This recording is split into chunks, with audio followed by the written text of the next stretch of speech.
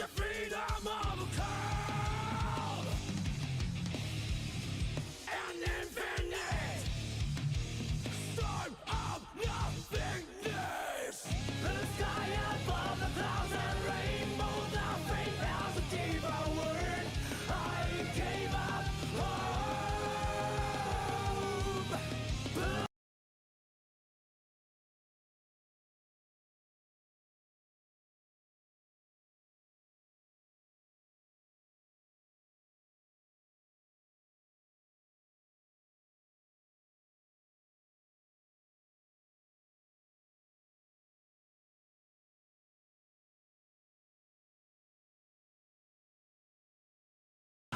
Save all, bring it on down level. Save all, bring it on down level. Find out, conflict, sanity and insanity. Blue heat, black hearts, instinct and intellect. I want the freedom of a call. I want the freedom of a call.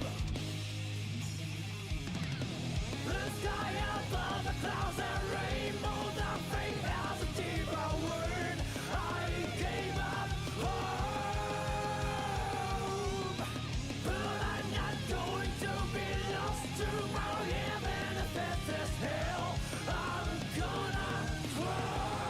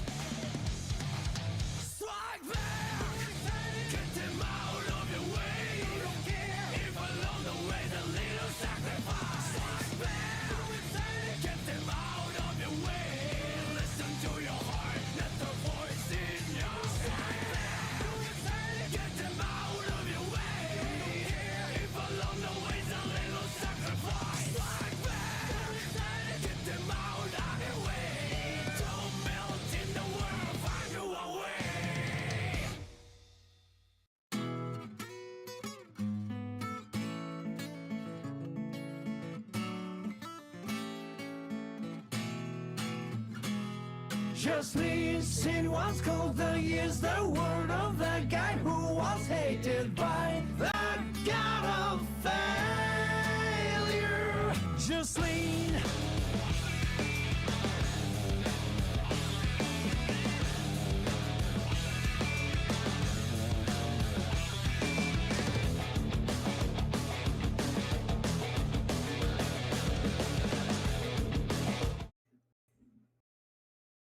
Welcome, everybody, to our very first Antiku Ladder series for 2026. My name is Tartarus, and I am thrilled to host our first installment of our ladder series for 2026. Welcome, everybody. We are so excited to start off the main tournament circuit for 2026. Absolutely super hype right now. Welcome, everyone.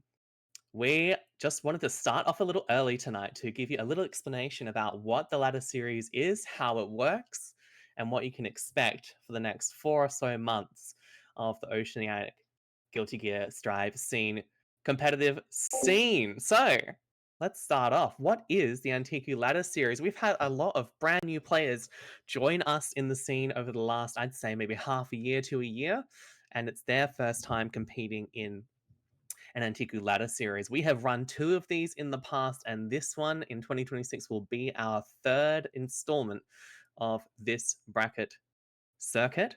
It's an Oceania-based Guilty Gear Strive competitive circuit. It runs for about 4 months. That's the regular season, and it ends. It all culminates in one incredible top 8 invitational tournament. There's prizing for the qualifying players of the top 8 at the Invitational, as well as the winner of the ladder season. That is the person who accrues the most points over the course of competing for between May and August. And this year, it's entirely online. So every bracket that we run as part of the ladder series will be online. It gives everyone a chance from all over Oceania to compete and play for huge prizes. So really, really hype there. All open bracket as well. How does it work? Glad you asked.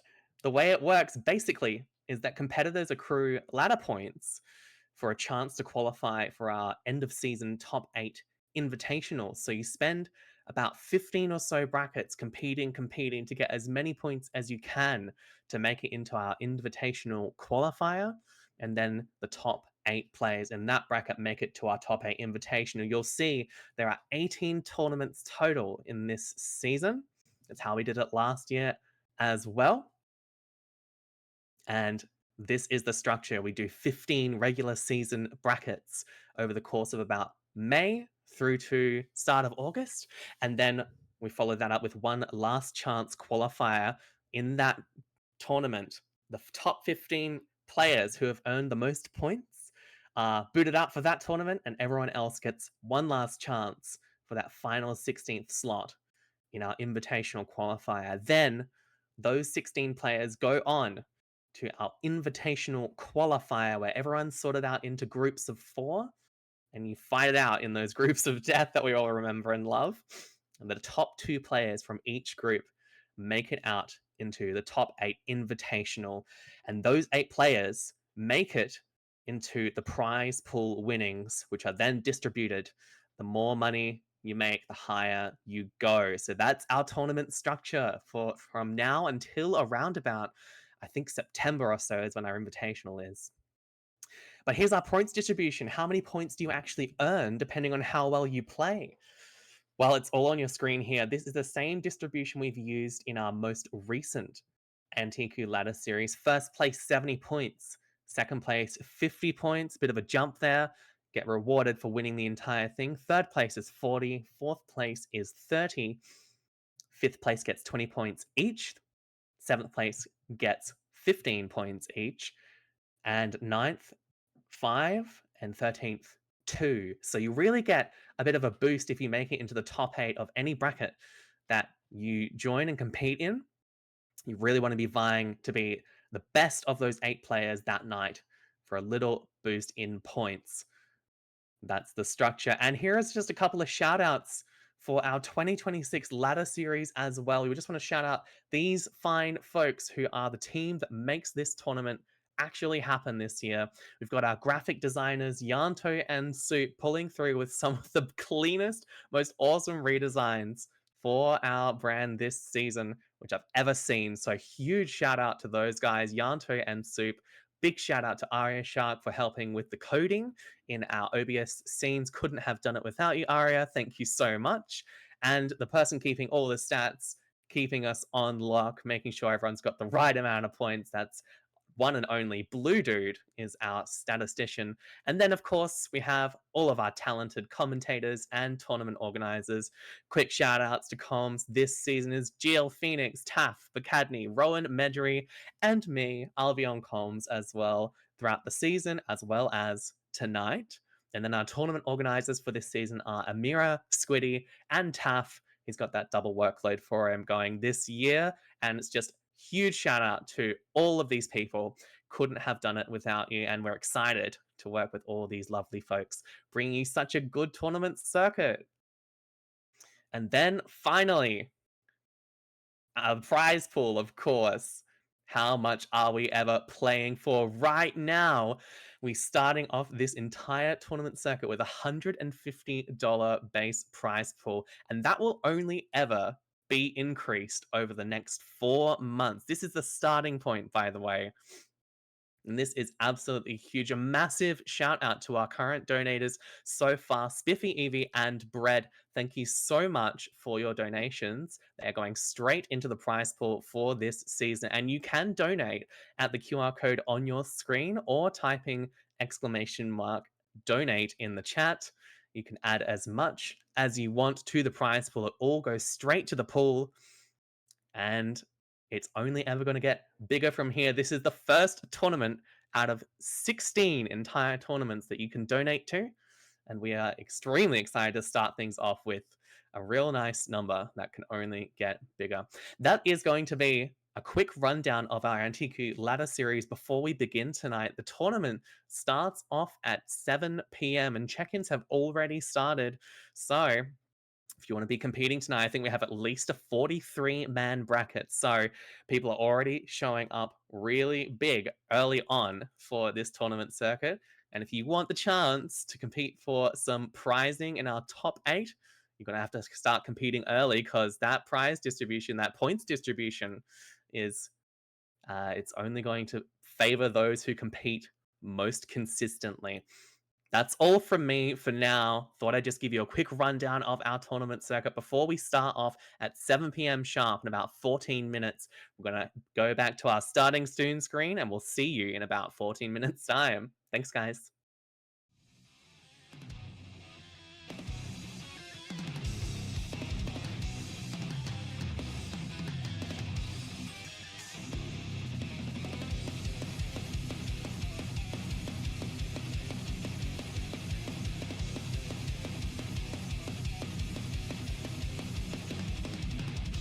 Bring up conflict, sanity and insanity.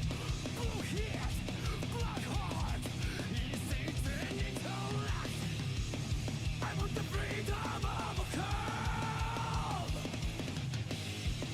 I want the freedom of a call.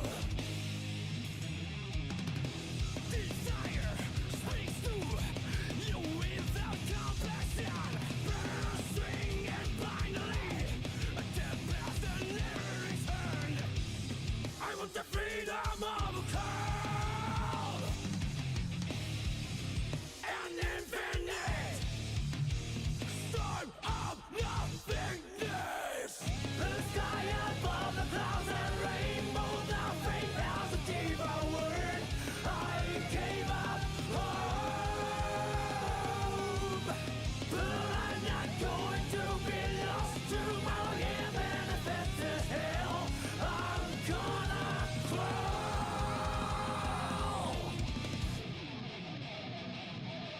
Fly to tranquility. Fly to domain.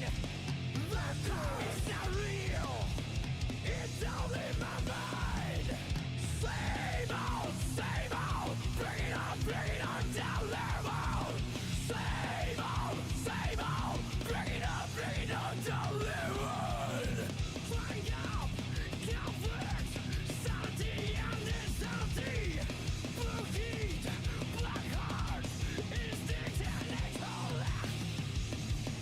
want the freedom of a cow.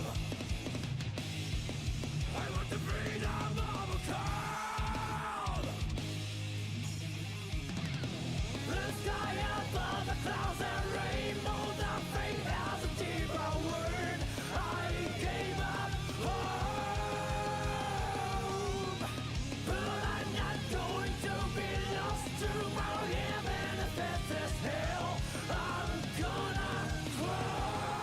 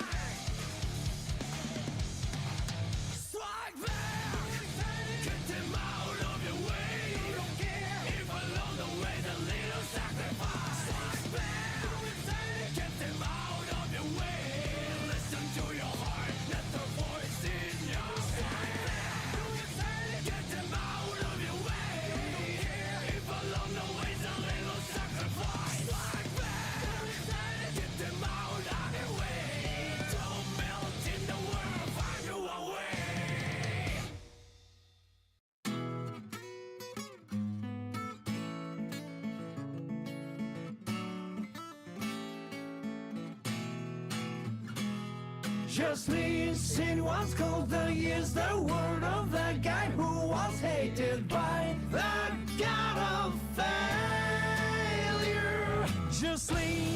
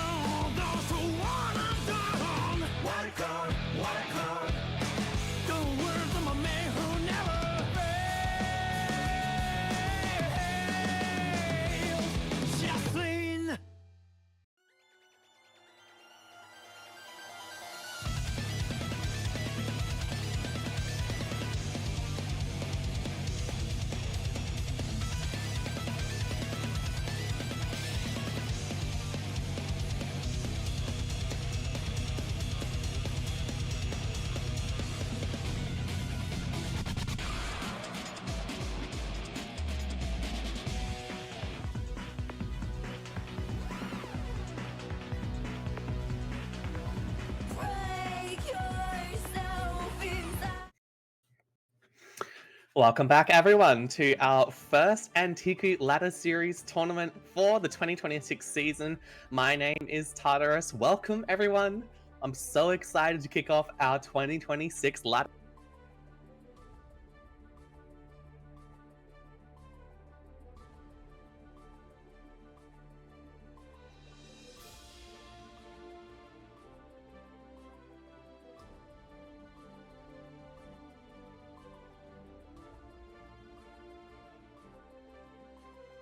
My mic stopped working. Oh, there we go. Sorry, I thought my voice was cut out there for a second. I'm going to be interposing occasional explanations of tonight's ladder series for you all. For those of you who missed the introductory explanation, it's a pretty simple concept. We're running brackets for the next 4 or so months, and each competitor who makes it at least 13th place or higher will receive points that they can accrue, which go towards their chance at competing in our top 8 qualifier at the end of the season. Absolutely massive, and those who make it to the top 8 qualifier do receive prizing. We did have a little blurb, a little shot of our current prize pool, $150, but that has since increased in the last 15 minutes. Got a wonderful donation from Medri Mystic, and we are now at $200 in our prize pool for the very first tournament of the season. Big shout outs Medri and Spiffy Evie and Bread for our current pot contributors. Massively appreciated. And if you want to contribute to that prize pot, feel free to hit !donate and contribute whatever you can. Be shouted out at the start of each stream, just as a little thank you and an aside. But for now, we are in our first ladder series tournament for the season. Extremely exciting. We've got 43 entrants tonight in this OCE based tournament series. Big turnout for the region. We know OCE quite small in general, but every single ladder season they show up to compete their absolute hearts out for a chance at that top 8 qualifier, and it really brings out the most competitive aspects and the biggest skill from all of our players each year. I gotta say, every single year there's just so much hype, there's so much storyline, narratives, player matchups, and of course with the game ever evolving, patch after patch. We've just started out on 2.0, it's been maybe a month or so, and people are ready to show off their skills. See a couple people praising the new overlay.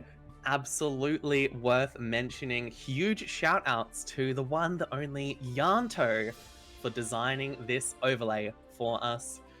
Absolutely stunning stuff here that he has whipped up. But of course, it's Yanto. It's the GOAT. Been carrying Antiku since day one with these incredible pieces of work.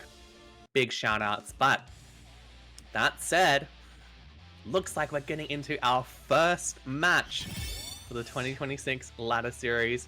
Mukamuka on the Giovanna versus StrawberryTofu on that Venom. Here we go. Let's rock, baby. 2026 ladder series underway. Round number 1 coming through. Big counter here, 2D to start us off. And you're already going through the wall. Let's talk players right now. If I can even get a word in. Burst already gone from Strawberry and Muka. Trying to navigate the neutral situation, but it's just a run-up CS. See you on the other side. Muka kicking off this ladder series with a perfect round. Absolutely massive from her.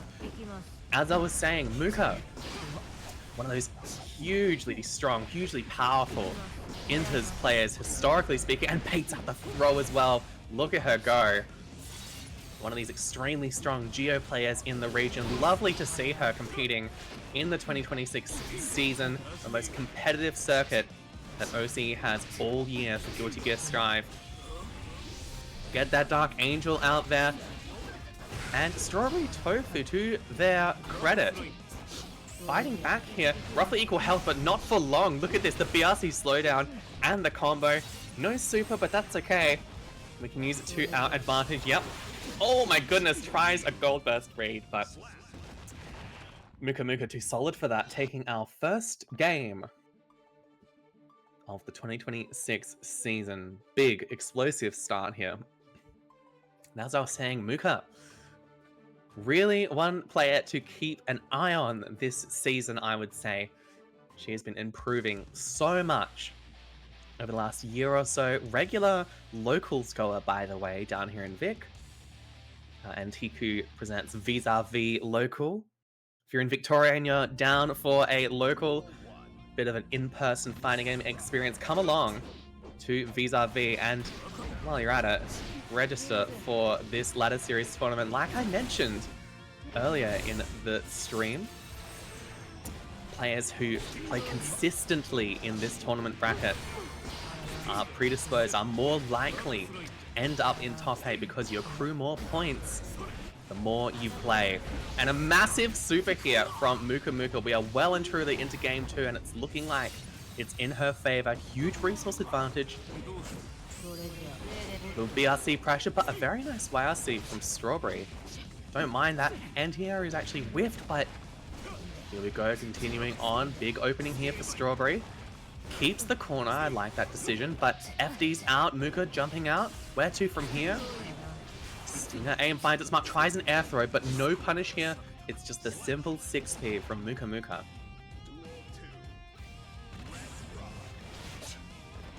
Yeah, that's the structure of this tournament season, by the way, is you get more points, the more you play. It's not just a matter of showing up for 1 or 2 and hopefully making first place and cashing out your spot in the top 8 qualifier from that. You gotta keep on competing. Alright, here we go. Nice whiff punish here from Mukamuka. 6-8 and the kickflip plus the Chave super. Pure style from Muka right now. StrawberryTofu really on the back foot. We've got 50 meters to play with, but not gonna get the chance to do so. Empty jump throw. Muka takes game 2. And you'll see it after this set, in between sets. But yes, we do have cameras on our commentators now. It's about time. It's about time we added that little quality of life change here. But for most of our commentators, you'll be seeing their beautiful persons in the camera in the top left and right of the comms scene. Little quality of life increase as part of our rebrand here. Game 3 underway. Jab, jab. Little stinger aim, but where do we go from here? Toss a cue ball, it's run up 6p, and Gold Burst is the response by StrawberryTofu.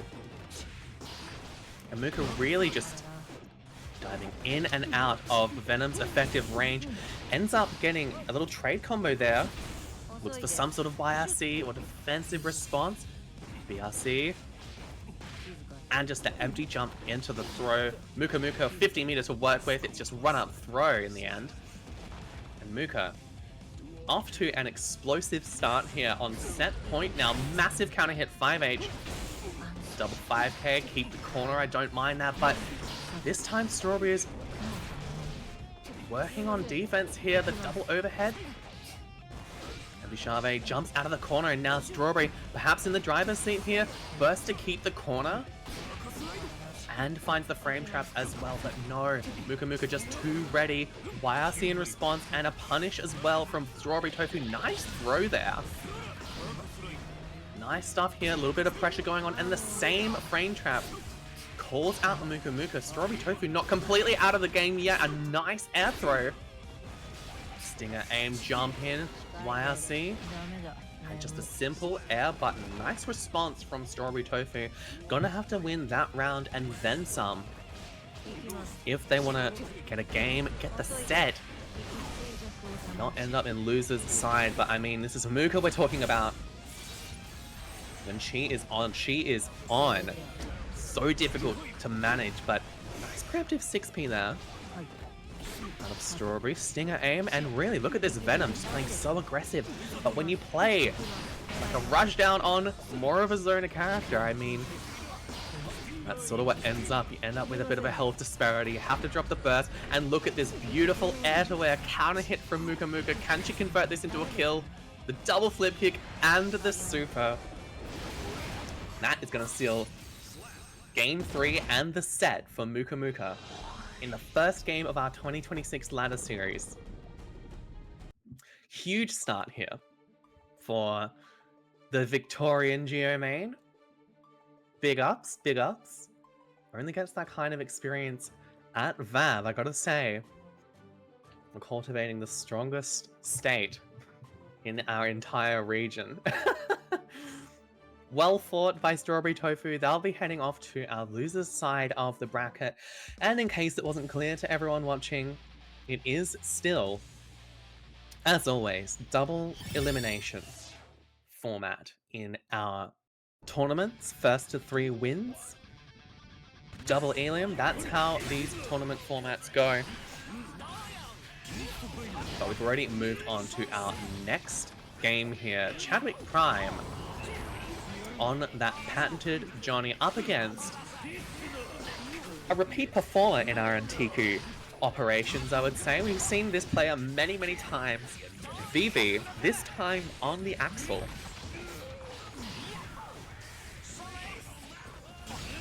And goodness only knows what she's been cooking up on this character. For those uninitiated, Violet is one of those players that can just seemingly play the entire cast to proficiency.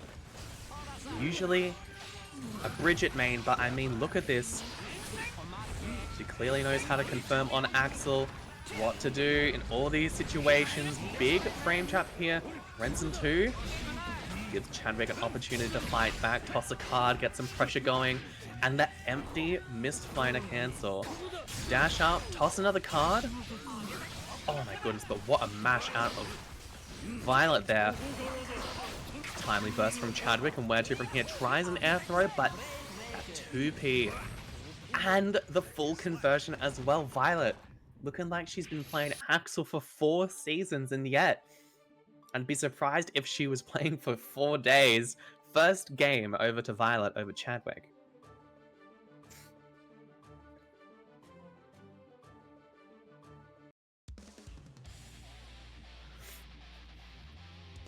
So, game 2 up and coming here. Chadwick as well. Vic Goa. Vivi 2, by the way, recently moved. Attended a couple VAVs now. Some really nice gold burst in this game 2, by the way. But Chadwick, massive counter hit 6H there. Send them through. No super, actually. Now gives Violet another in here.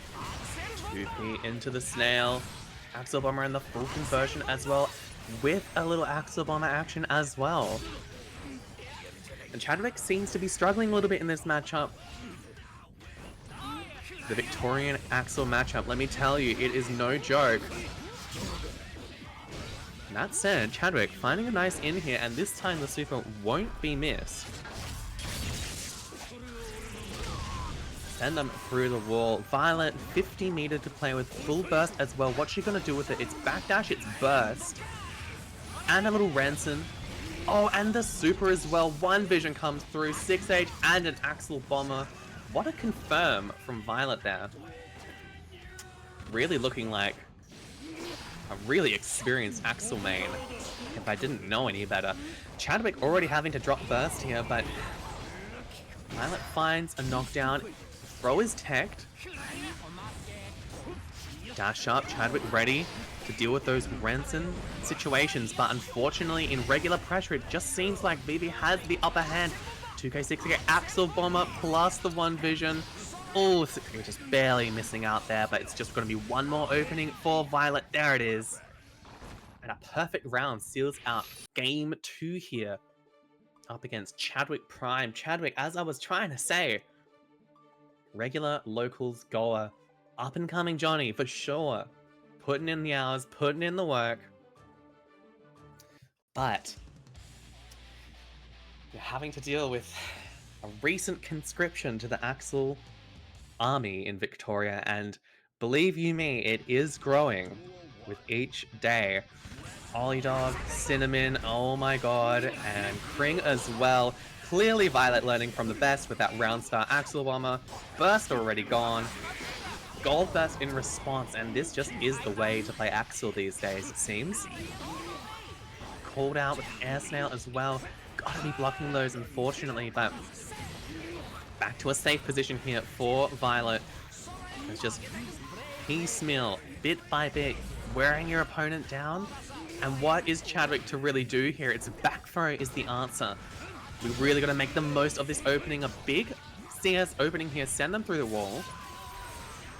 Gives Violet a chance to create some space, but 6k is the answer from Chadwick. Trying to find some opening. Nice 6k counter hit. Misfire. Keeping all that pressure going and tries an empty vault, but unfortunately, Violet's ready. Follow up 2H and Violet on set point here. Faster than you could say, Axel Bomber. Really timely deflection, by the way, and a great jump in by Chadwick. Calls out her backdash, but look at that mash. Forces a burst, it's run up throw, and a TK missed Finer. No super again. Chadwick maybe a little nervous. Missing a couple of those super inputs, unfortunate, and now Violet with the knockdown, with the counter hit. Tries an anywhere for her trouble, but unfortunately gets caught pressing here. And wow, what a route here from ChadWickPrime. So much style. Tosses the card, and Renson actually doesn't work out. It's just run up throw. The mind games here from Violet right now. And the low is going to send you through the wall. Renson 8 to seal, and Chadwick has to find the perfect opening here. It's BRC forward. Look at this string, look at this pressure, but just an air button, and burst is instantly dropped by Chadwick here. One more opening's going to do it for Violet. Renson 8 will do it.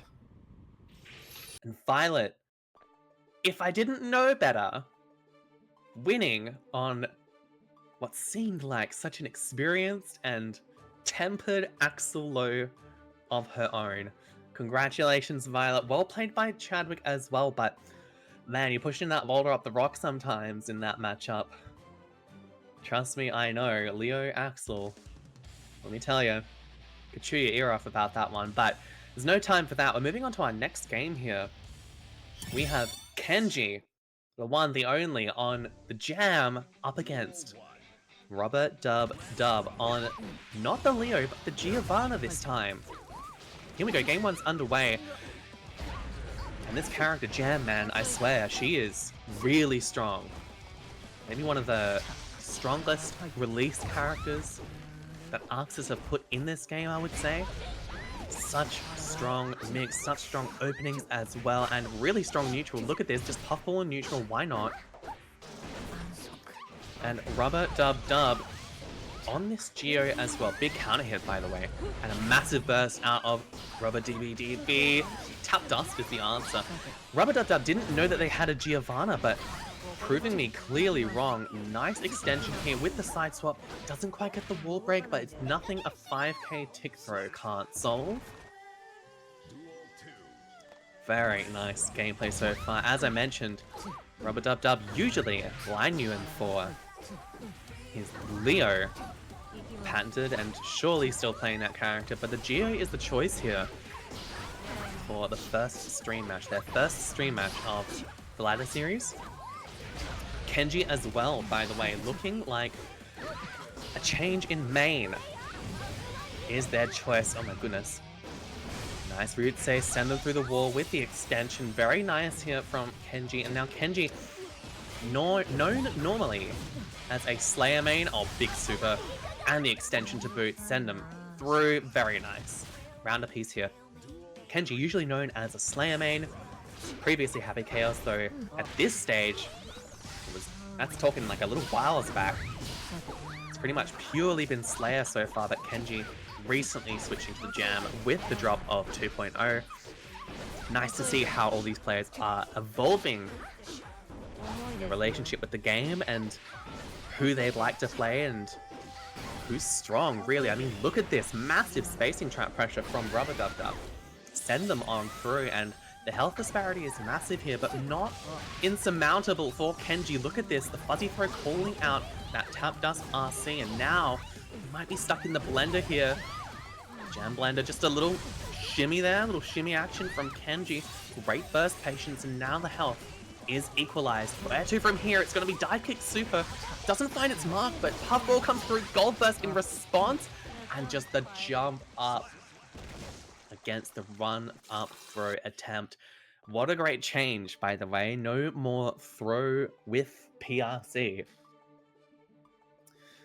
Very nice for the game's balance, though not so nice for Rubberdbdb there. Kenji with the first game.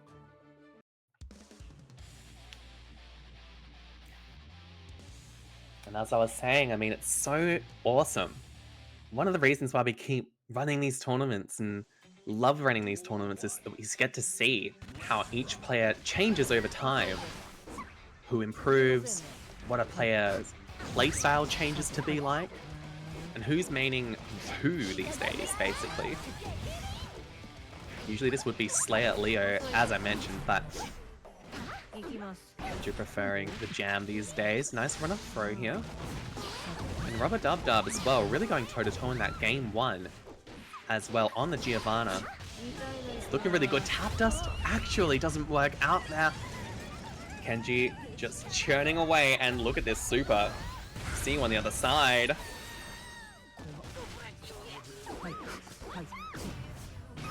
Big post-wall break pressure, nice tech, but it's counter hit 6p into the confirm. Rubberdbdb wants this right here and now, but Gekkarin's gonna call them out. Oh my goodness, and just 2k 2D, she recovers in time. Holy.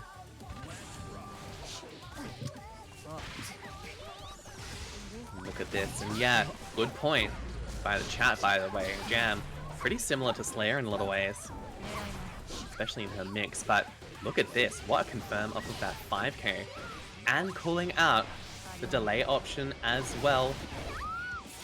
Rubberdbdb finding back Kenji. A couple resources under their belt right now, but what are they going to do? It's going to be Ryujin. Counter hit comes through. What's the 2k extension? Oh, and just a throw on Oki as well. Rubberdbdb going to have burst pretty soon. Are they going to drop it? Ideally, you'd keep it so that you can play into round 3. Big counter hit here, and Kenji not needing to burst. It doesn't kill. With just a dash up 5k. Well played by Rubber there. Very nice to see, and that puts them on a resource advantage in this round 3. Little stagger pressure for your trouble, 2k. Maybe looking for a burst, but man, look at this. Rubberdbdb just playing the patient game, focusing pretty much purely on spacing traps, but Kenji forces a burst out of them. 2k 2D. Oh, nice little jab and the throw. Catch them unawares. And I mean, look at this. Absolutely textbook patience from Rubberdbdb. Slowly opening up the opponent, and one more opening's going to do it. A little drop there, but it's no big deal. Rubberdbdb on the board now, tying it up with Kenji, 1-1. And I'm going to have to monitor my hydration intake tonight, because it's a solo comms venture, and you know, your voice ends up dying pretty quick smart if you're not careful.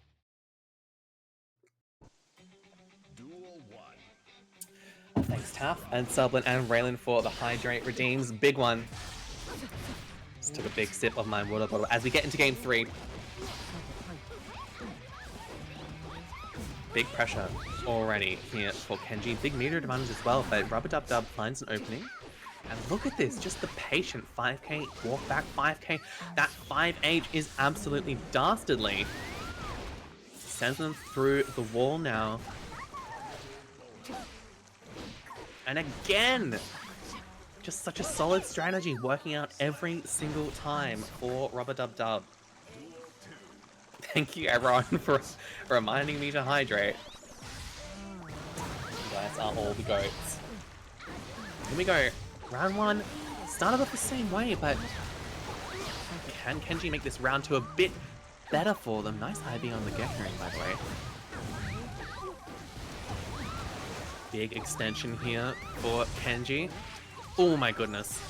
We'll dash up, we'll throw RC, and we have time for a little card install. The perfect round. Kenji fighting back. This is neck and neck so far in this set. Crazy stuff so far. Both these players really definitely have the potential, much like Muka we saw last game. Oh, nice wake up throw there from Rubberdbdb. Both these players have the upset potential. Especially Kenji, I gotta say, but Rubberdbdb really proving themselves so far. Big counter hit on the jump back, looking for a burst perhaps, but Kenji doesn't bite. Too experienced for that. Instead, it's counter hit Ryujin. And burst force out of Rubberdbdb. Very timely here, but an air throw. Hit him with the pan, but it's just wake up throw in response, calling out the backdash, looking for a burst, but no, Kenji with the patience. Oh, but counter hit 6p, or could have maybe found a dash up 5k, but doesn't matter in the end. One more opening's gonna do it. Look at this, just looking for a 2k instead. It's the roundhouse kick from Rubberdbdb. Up a game now, 2-1 over Kenji. Yes, those burst debates, you're going to be seeing a lot of them in this latter season, I have to say. If we can rely on anything in this region, it's a good old burst bait. Kenji sticking with the jam, by the way. Deciding to follow through on this main switch. Slayer, maybe we'll see it later, but for now, Kenji is committed to the jam so far. Double throw here for Rubberdbdb in this next game, but Kenji calling out the third attempt. Walk up throw, double throw, anything you can do, I can do better. Never mind, it's wake up throw on Oki again. 5 throws in a row, by the way. Now look at this, back to the safe spacing trap gameplay. Slow and nice space 2D, it does force a burst from Kenji. Nice extension as well. Spiral arrow and nice press from Kenji. Kenji really has to make the most of this opening. Finds a punish there and a pickup as well. That is huge. The 2H opens them up. Tap Dust is actually blocked twice in a row. Rubberdbdb with the incredible defense there. What reactions. And they are really proving themselves in this set. They are on set point now. Up against one of the strongest players. I think this is our seed number 6. Or perhaps even 7 in the latter season for this bracket. And Rubberdbdb really making it work for a potential upset here. Oh, and look at this, just the whiff punish 5H. They are so solid with this Giovanna. Who knew? One more opening's going to do it, all the meter in the world to play with. And it's just going to be a simple whiff punish, looking for the burst. Perfect timing from Kenji. They're going to need a miracle at this stage. Counter hit 6B is a good start, but where to? Just the jump back into the air kick. Rubberdbdb taking it convincingly over Mr. McKenzie. Absolutely massive win there, 3-1. Moving on to fight Conflagads, our 6th seed. Kenji, in fact, our 11th seed, which is not something I'm used to saying, because usually there are not this many competitors in the brackets in OCE, given the size of the region. But I mean, people are showing out in force tonight. Kenji, 11th seed, down on the loser's side of the bracket. We move swiftly on to our next match here. Sky on the Faust versus Sky Cherry on the Dizzy. Battle of the Skies here. And these two players are really, I would have to say, ones to watch this entire ladder season. Competitors we've seen so far, they are really quite skilled, but these two are real competitors. They are real favorites to possibly take the whole season. The way that Sky's been playing recently, a recent bracket win, recent 2nd place behind Luca as well in our other tournaments. She has just really been turning up with this Faust. Sky Cherry, on the other hand, a bit disillusioned with the Testament changes, and who could blame her? Nice run up snip while the bomb goes off, sends them through the wall. No, it's item eat instead. That's fine. Another fast slash is gonna do it. But Sky Cherry, as I was saying, currently, in this iteration of Testament, she is not interested in trying to play that. Instead, she's been working on the Dizzy, who I reckon has greater prospects on 2.0, at least for the release patch. Wings of Light is out, and it's about to pop without an opening here. What an afro, by the way. I did not know that Dizzy's afro was a bunch of flowers. That's beautiful. Chestnut, 6H. There's a fish out there, but what a mash out from Sky, and it's going to be the burst in response by Sky Cherry. Look at these fish. I feel like I'm in an aquarium right now. Microsoft barely whiffs. Sky now on a health disparity. Now it's all gone round a piece here in this first game. Ooh, almost found the confirm there. Was looking for that mix with mix. Doesn't work out. And now another counter hit as well. But a big icicle here from Sky Cherry. Just run that Oki. Skycrow comes through. Nice little descending JK there from Sky Cherry. But look at this. Yup, PRC Scarecrow, the Faust Classic. And we get opened up with the Afro as well. Oh, and the reverse 6H. Check that out. Sky Cherry mashing out. Wings of Light now gone after the burst. Looking for a little bit more. Bomb comes into play. Unfortunately, it hits Sky Cherry. Meteor's on deck and the cross up to boot. Sky taking that first game pretty clinically over Sky Cherry.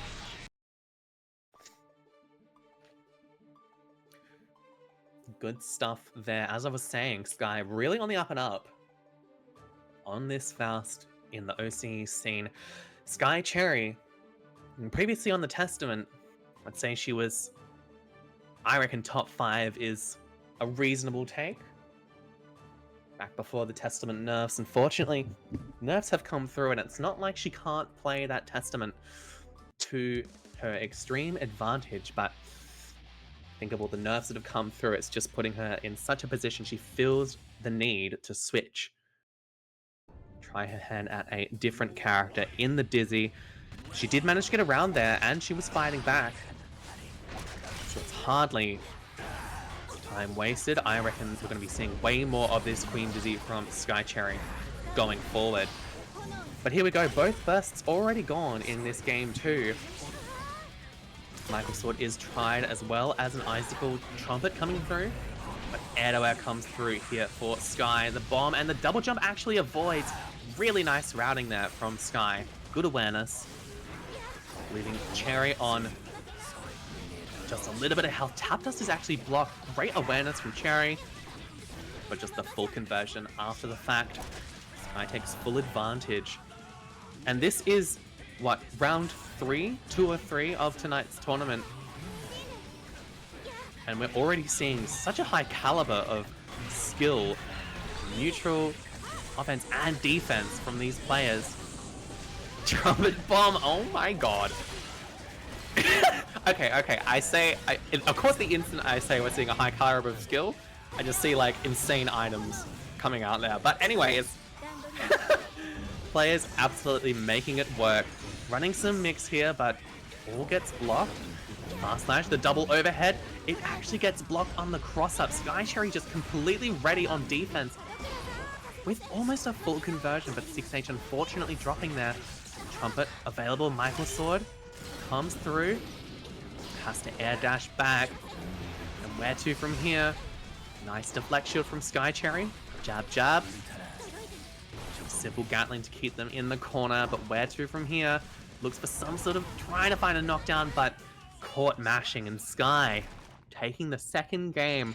A patient neutral, really capitalizing on the back and forth footsies there.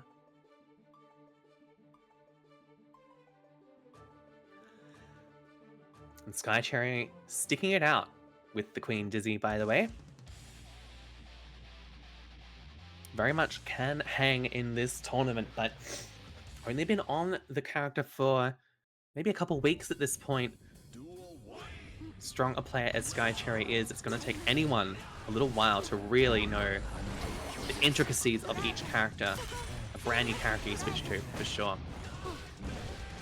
Sky been playing Faust, on the other hand, for quite some time. Nice little combo there, and running the Oki as well. Sky Cherry, listen, I say she doesn't know the full intricacies of this character, but I mean, she is really proving me wrong right now. Big combo as well into the super. Perfect sequencing by Sky Cherry in this game 3.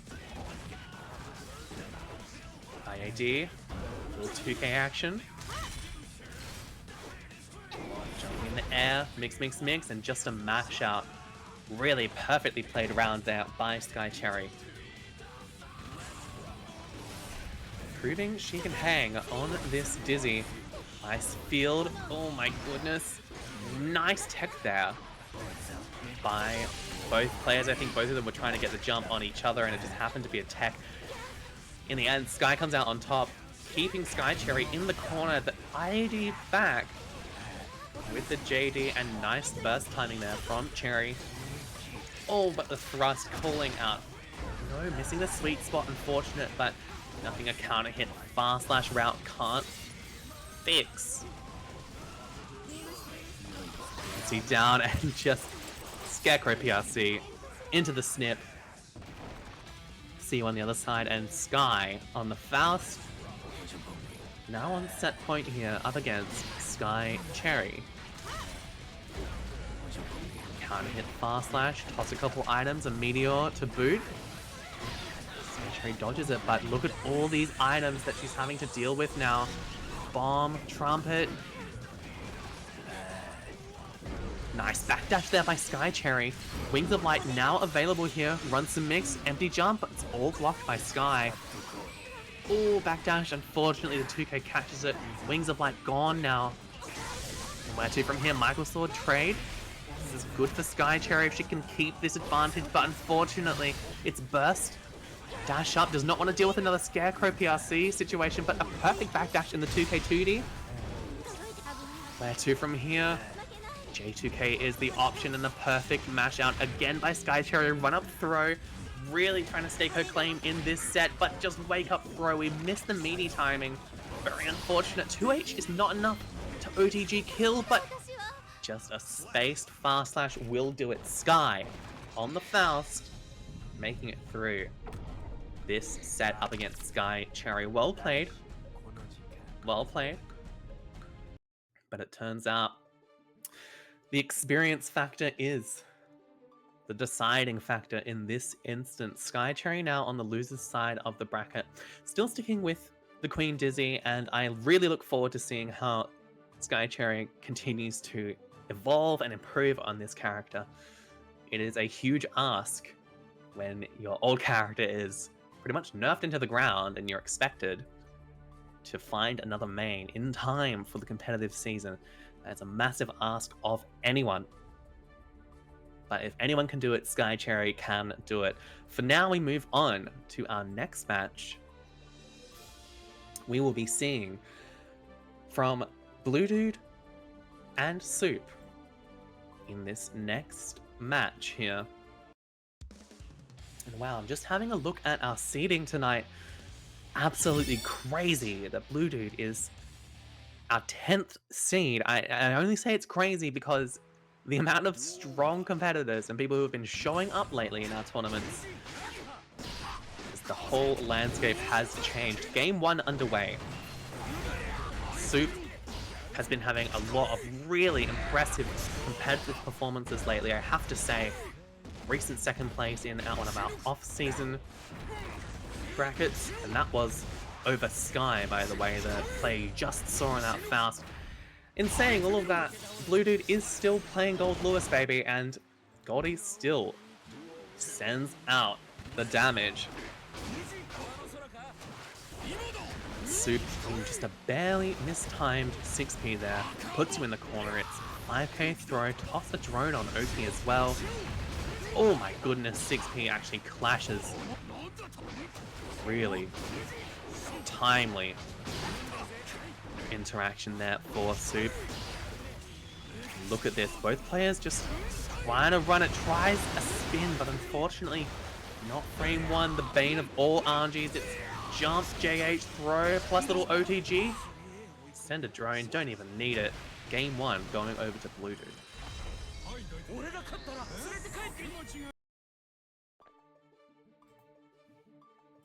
Huge start here for the Goldie main.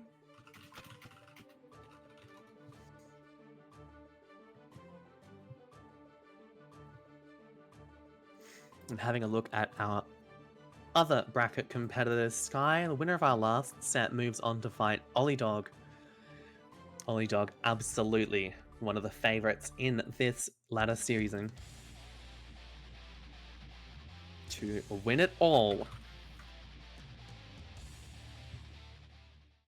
It's going to be a bit of an uphill battle for Sky. On the other side, MetallicCake, of course, the favorite up against GracialChasm, and that will be on stream shortly. But for now, we're in game 2 here. Soop versus Bluedude. Soop dropping the burst here, deciding he wants to keep the corner, but a very timely run out by Bluedude. And the drone as well comes through. Big super. Send him on through, and from here, oh, nice spin. Getting some sort of punish, but unfortunately Ko actually missing there. It's Gold Burst from Bluedude here. Oh, and CS actually doesn't find its mark because of the guard. Instead, it's a full conversion here for Soop. Keep the corner as well. YRC instantly. That is Bluedude, but look at this. Nice air-to-air there by Soop on the Ko. Not enough to kill, but great position for the Anji main. YRC yet again. Oh my goodness. Minigun not picking up on the tumble. Oh no. And just one more opening is going to do it for either player. Spin into the fish. Clinical from Soop there.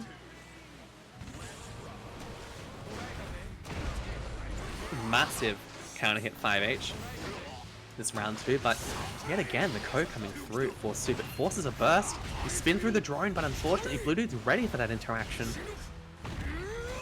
Hold this OP, and yet Goldlewis 5H, it's a serious threat these days.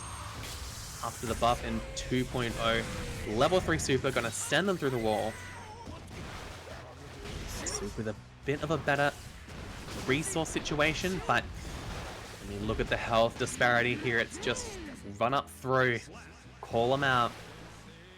Do have more burst going into this round 3 here, but last round it wasn't about the burst really, it was more about the health, and it's looking like this round 3 is the same story. And nice backdash there, calling out the run-up throw attempts by Bluedude. Another YRC. Oh, but your backdash gets called out by the Skyfish. This is no good for Soop. Little delay in the air. And the overhead to boot. Oh, but perfect jump out from Bluedude, and now you're stuck in the corner against Goldlewis pressure. You have to drop the burst there. Tries a spin through the drone, but it just doesn't work. RC extension as well. Can we kill from this? Anji Guts is too strong. But one more hit is definitely going to do it. That 2K comes through. And Bluedude up 2 games now, really running away with it.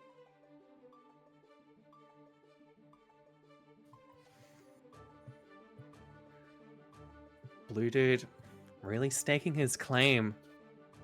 He was undefeated here. But Soop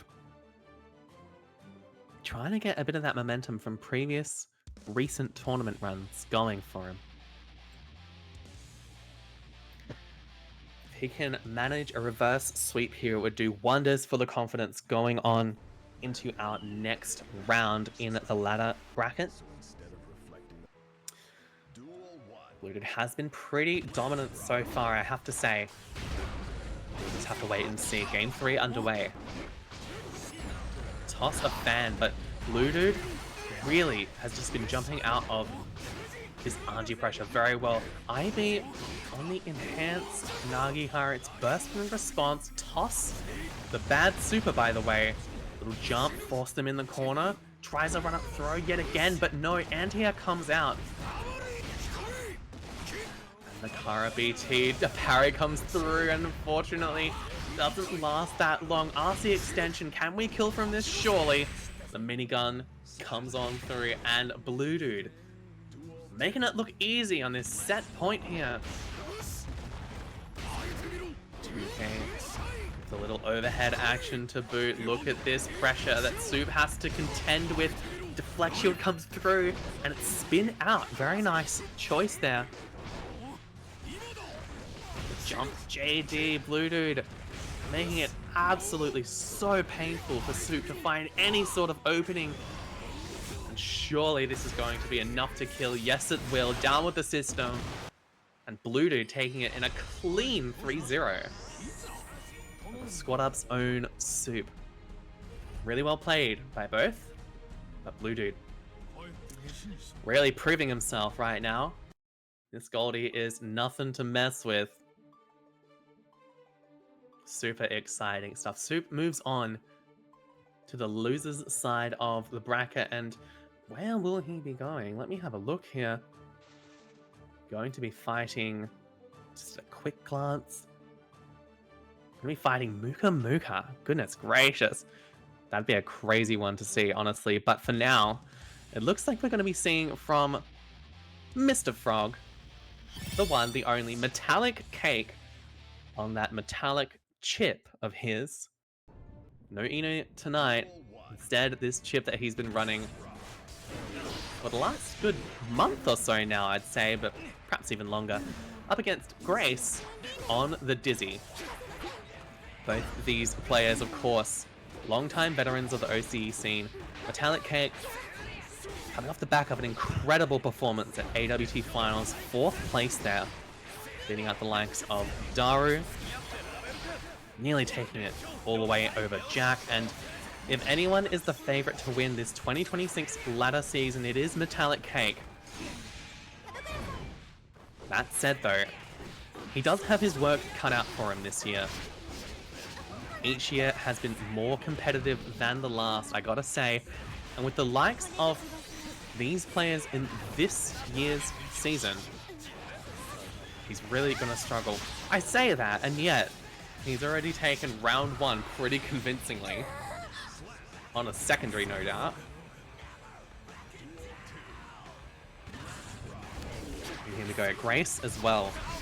Strong competitor, strong favorite to make the top 8 invitational at the end of the season. And the Dizzy really has been her go-to this entire time. Great conversion from MetallicCake. And that counter hit routing. Toss one calls out the backdash. Just running simple spacing pressure. I swear that 5H button is absolutely dastardly. Get a 5H, get a knockdown, and the Wings of Light are out. Blocking this mix. Looks like the wings are maybe gonna pop, but no. Chipp too fast for that. Looks for a knockdown, she finds it, and the follow-up into the fish as well. Great recognition from Grace, plus the cinematic super. Send him on through, hit him with that light beam, baby. Oh yeah, massive. Definitely gonna kill that one. This is Chipp we're talking about, and Grace really finding a way out of that scramble situation very well. IDFT on wake up. Round 3's well and truly underway. Look at this. Brutal pressure. Send them up all the way into the sky. And run some more mix as well. Backdash is actually calling out Metallic's throw attempt, but wake up 6P. Maybe we're mashing DP there, unfortunately. Drop some meter, maybe not the best spend there, unfortunate. And the cross up as well. And the Alpha Blade into the Zansei Ruga. One more opening is going to do it. Unfortunately, the K-Alpha doesn't work. Instead, it's just a simple fast slash. MetallicCake up 1 game. That's neutral, baby. MetallicCake, really just the neutral god in this region, I gotta say, amongst other things that he's really quite talented at. And I am curious. I think Cake is probably using this bracket as a bit of a limit test on this Chipp. We all know him for his Eno, and that Eno really is just maybe the strongest character in this entire region. He doesn't have to break it up. He probably won't. Chipp, more MetallicCake's for fun character, but I mean, Chipp is very strong and has been for some time now. Why not rely on that strength? And here we go, Grace. Already dropped the burst, but with a big health advantage here over MetallicCake. Pushing him to the corner, and the instant Rekka 3 comes through. One more mix as well. Nice 2k2d from Grace, but it's burst in response by MetallicCake. Wants this kill right here and now. Might well get it, but the RC comes through. Not exactly what he wanted, but that's perfectly okay. Just one more opening's gonna do it. Play a bit of Nuge. Oh my goodness, but what a find there by Grace, and it's just one opening here for the Dizzy. Oh, but we instantly burst. We want this desperately now. The speed you have to contend with against Chipp. Look at this. Unfortunately, the JD is caught out with a quick jab. Run up 2k, run that rope Oki. Send her through the wall. And that is big start here in this round 2. Another knockdown, send them through, yup. That is massive here, and maybe one opening more is going to do it. Nice mash on the empty jump throw attempt there, I think that was from Metallic. But Grace is really going to have her work cut out for her for the rest of this game. Nice space 5H. Looking for any kind of opening, but she calls out a fast slash attempt. Knockdown, it's just run up throw on Oki. Burst is available, look at this, and she drops it at the right time. Tries a space fast slash, but Grace actually says she can play that game just as well as any Chipp player. Run up throw is the choice. Do we have an OTG? Of course we do. 2H, and with her back against the wall, I gotta say, Grace found a way out of that situation very well. This is not an easy opponent to fight back against, especially in the most competitive tournament circuit of the year. These players are playing for massive wins here. And look at this big conversion here from Metallic. Fujiyama Geisha comes back. And for those of you who are not fully familiar with who this Chipp player is the one and only MetallicCake, who's probably our strongest player in the region. Oh my goodness gracious. Currently playing a secondary, usually on the Eno, gets that round and the game. MetallicCake up to any non-OCE people in the chat. This is the guy. This is the guy who got 4th at AWT Finals. And he is probably the forerunner for winning this entire 2026 season. I say it very early. This is just the first tournament of our 2026 season. There are a total of 18 tournaments, 15 regular season brackets like this one you're watching right now, a last chance qualifier, an invitational qualifier, and then the invitational itself. And so far, I think it's safe to say MetallicCake is in the running to take the whole damn thing if he keeps playing like this on just a secondary Chipp. Grace, though, really showing that she can hang with the best of them, but wants to convert it into some games. Big counter hit Michael Sword. MetallicCake just says, no thank you, I'm going to burst that and take you to a situation where you have to burst yourself. 2k2d, Michael Sword as well. Little icicle, little ice field as well. Keep the space. Don't want Chipp to close the gap as much as possible. Good lord, that speed up was crazy. Just as the ice field was evaporating. Oh my goodness gracious, what an air route there. Crazy stuff from new Chipp. A nice 2D route. Icicle as well. Do we have enough to kill with Super here? I think we might. It is Chipp. Oh, just barely. Sliver of health available for Mr. Frog. Oh, and just a 5k to seal it out. Very good choice there by Grace. 5k. Play it safe. You've really got to know when to pick your battles against this guy. I have to say, 6p. Oops, but no punish. They're stuck in the corner now. Dasher. Nice Michael Sword there by Grace. Good bit of damage there, but a counter hit fast slash into the Fujiyama Geisha. Send her through the wall. What's the mix? It's run up. tries a little bit of mix, tries a throw on defense, but you get thrown in response. And now look at this. Grace finding an opening with the 5H. That's really big here. Runs some mix. That's up high. Just a frog. Just a single opening away. There it is from losing the game. Grace capitalizing perfectly and putting her name on the board. 2-1 against MetallicCake. Very nice stuff there. Keeping your composure against such a strong player. I mean, it's a huge ask no matter who you are.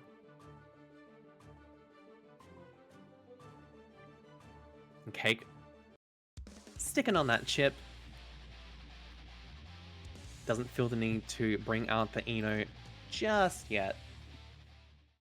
If Grace takes him to a game 5, maybe we'd see it, but for now, Chipp looks strong enough in this situation. Grace, quick knockdown here early on in this game 4. Big icicle comes there, forcing a burst out of MetallicCake. 5k, massive counter hit, 2D, plus the wall bounce. What recognition from MetallicCake there. Instant overhead as well, taking you coast to coast, baby. Nice 60 on wake up by Grace there. Calling out the 5k attempt. Burst is the response. Both players completely burstless now, and look at this icicle into the knockdown, and one more mix is gonna do it. Empty jump, low tap, dust, RC is the option. It works out for Grace. Absolutely massive there. MetallicCake with the resource advantage, but down a round. Gonna have to make the most out of this round here, but Grace is clearly not making it easy for him. Oh my god, and look at this absolutely devastating counter hit 5H. Maybe not making the most out of that counter hit, unfortunately, but Wings of Light is just about to pop. Cake actually finds a way in to stop the Wings of Light from popping, plus the follow-up counter hit jump in. Absolutely massive. Run a little mix there. I got hit. Oh my god. PRC on the Alpha Blade. And the Zanse Roga. Crazy mix there from MetallicCake. And now on set point against one of the stronger competitors in our bracket tonight, GracialChasm. Big counter hit 5H. Grace instantly says, I'm not having a bar of that. Both bursts gone now. Looking for maybe a DP there. Great spacing from Grace, but oh my god, what a whiff punish on the 2D. Calls out the backdash and makes the most of it as well. It's just going to be perhaps one more counter hit opening for MetallicCake. Just one up throw, plus the RC extension. Up the wall you go. And we're not dropping these. It's MetallicCake, baby. Set going over to Cake. 3-1 over Grace. Well played to both of them. Really nice routing there. And a nice showing on the secondary from Cake. Probably going to be sticking on with that chip going forward into the bracket. Grace, one of those players that can play pretty much anyone from the cast, but it's been dizzy or bust for the last month or so. And something tells me she'll be sticking with it. Cake moves on to fight Olliedog, who took the set over Sky 3-1. Sky now in loser's side. Slated to fight the winner of Soop and Bananas. Grace, on the other hand, winner of Kid Shift and HoodRush is her next match. Our next match, though, looking like the young goat. Antiku's very own Luca on the cab right now, and we're just waiting for his opponent in Conflagads. Conflagads, the veteran, one and only Ram player in OCE. Long-time competitor. Very strong favorite to make top 8 this season, I would say. But you got to be looking out for those up-and-coming threats, you know. Sky on the up and up. Sky Cherry. The more she practices that dizzy, the further she will go. Then other X Factors, you've got Kenji, Kyriachos, Bread, Soop himself. There's just so many X Factors to account for. Violet as well. the most stacked tournament of the year. But here we go. This is going to show you how stacked it really is. If the Cake Grace set wasn't enough, we're going to be seeing now from Luca, our 3rd seed in this bracket tonight, up against seed number 6, Conflagads, on the Ramlethal Valentine. Letting those intros rock, baby.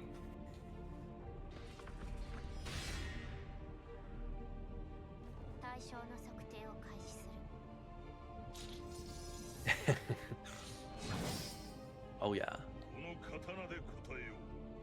We answer with the sword, baby. Luca versus Conflagads. Here we go. Game 1 underway. Let's run it. Big start here for Luca. Conflagads dropping burst already. Just playing a patient little neutral here. Some sort of opening. Gets the hell out of dodge, but it's nothing a level 3 5H can't solve. Slow walk up from Luca and the instant reversal super here. They never expect you to do that so early on wake up, but Luca always aware of the mental aspect of his options.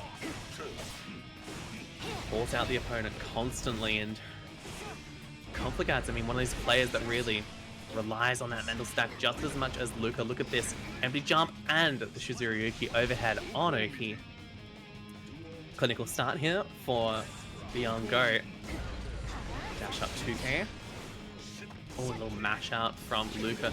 Ever the active player, I have to say. Ooh, nice little routing there. No wall bounce, unfortunately, but we do get the corner. Backdash is called out, and look at that RC into the 6H. Another 6H is gonna do it. Oh my god, man. Nago damage. Just like that. Blink of an eye, Luca taking game 1 in this set. Crazy stuff.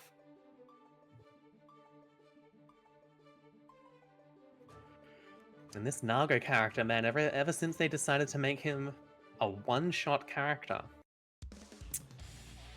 I mean, what are you meant to do? When 6H does 35% of your health bar? All you can do is laugh sometimes, brush it off, and get stuck into game 2. And try again. Round start, Shizuriyuki. Alright, relax, man. Listen, I love a showy player as much as the next girl, but oh my goodness gracious. His IVs out of Luca. He's just absolutely showing up to play right now. And listen, we know how good Luca is. But I mean, you're up against Conflagads. Conflagads really does have that X factor available to them. They are no joke. But look at this. Luca just making it seem so easy. Little backdash 5H action. Stealing away that round 1.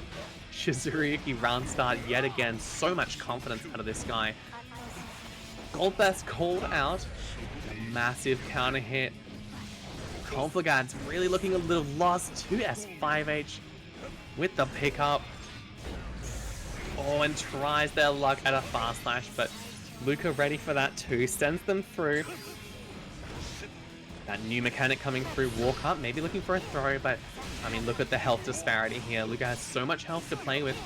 Conflagads really going to have to make the absolute most of this pressure advantage, but it's not going to be easy. Looks for an air throw, almost called out, but Doro sends them through. Another 5p. Resources a bit better for Conflagads. Instant CS after that, and the tap dust RC. Maybe looking for a burst, but the Calvados will take it. Good patience there out of Conflagads and good capitalization as well. Burst now on equal. Going into round 3 here. Luca maybe playing with his food a little bit in that last round. Tries a food gear forward Beyblade. And Conflagads just running as much pressure as they can. One sword on the way, but not enough really to make the most of it. Now Luca turning the tides. We have a 50 meter available, but it's going to be mash instead. Conflagads not instantly sending that nice sword explosion there, and I think we have full kill here. Mortabato sends them through. It's not quite enough to kill, and this is Luca's chance to make something incredible happen. Sword toss and just fast slash in response. Conflagads on the board, baby. 1-1. Luca, listen, hey, I totally get it. As a player who occasionally prefers style over substance, I totally get wanting to go for those cool little jump routes, JD, bounce them on the backboard, but sometimes the B&B is all you need, baby, and a player like Conflagads is going to take advantage if you mess around too much.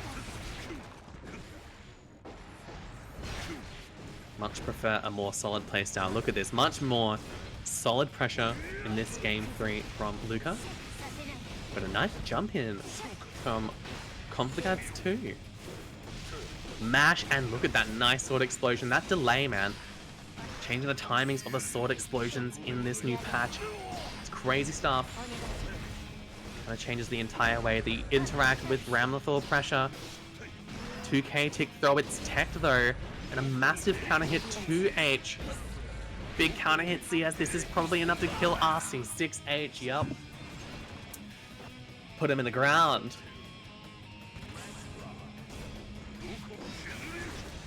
Blocks the overhead, but Clone comes through and we are just getting to level 3 as fast as humanly possible. Little rock and that second component of Shizuyuki, that little extended hurt box, or hitbox I should say. Oh my god, what an air throw. Absolutely crazy stuff. Oh my god. Yeah, that'll do it. Game 3 to Luca. 2-1 now over the WA Ram player.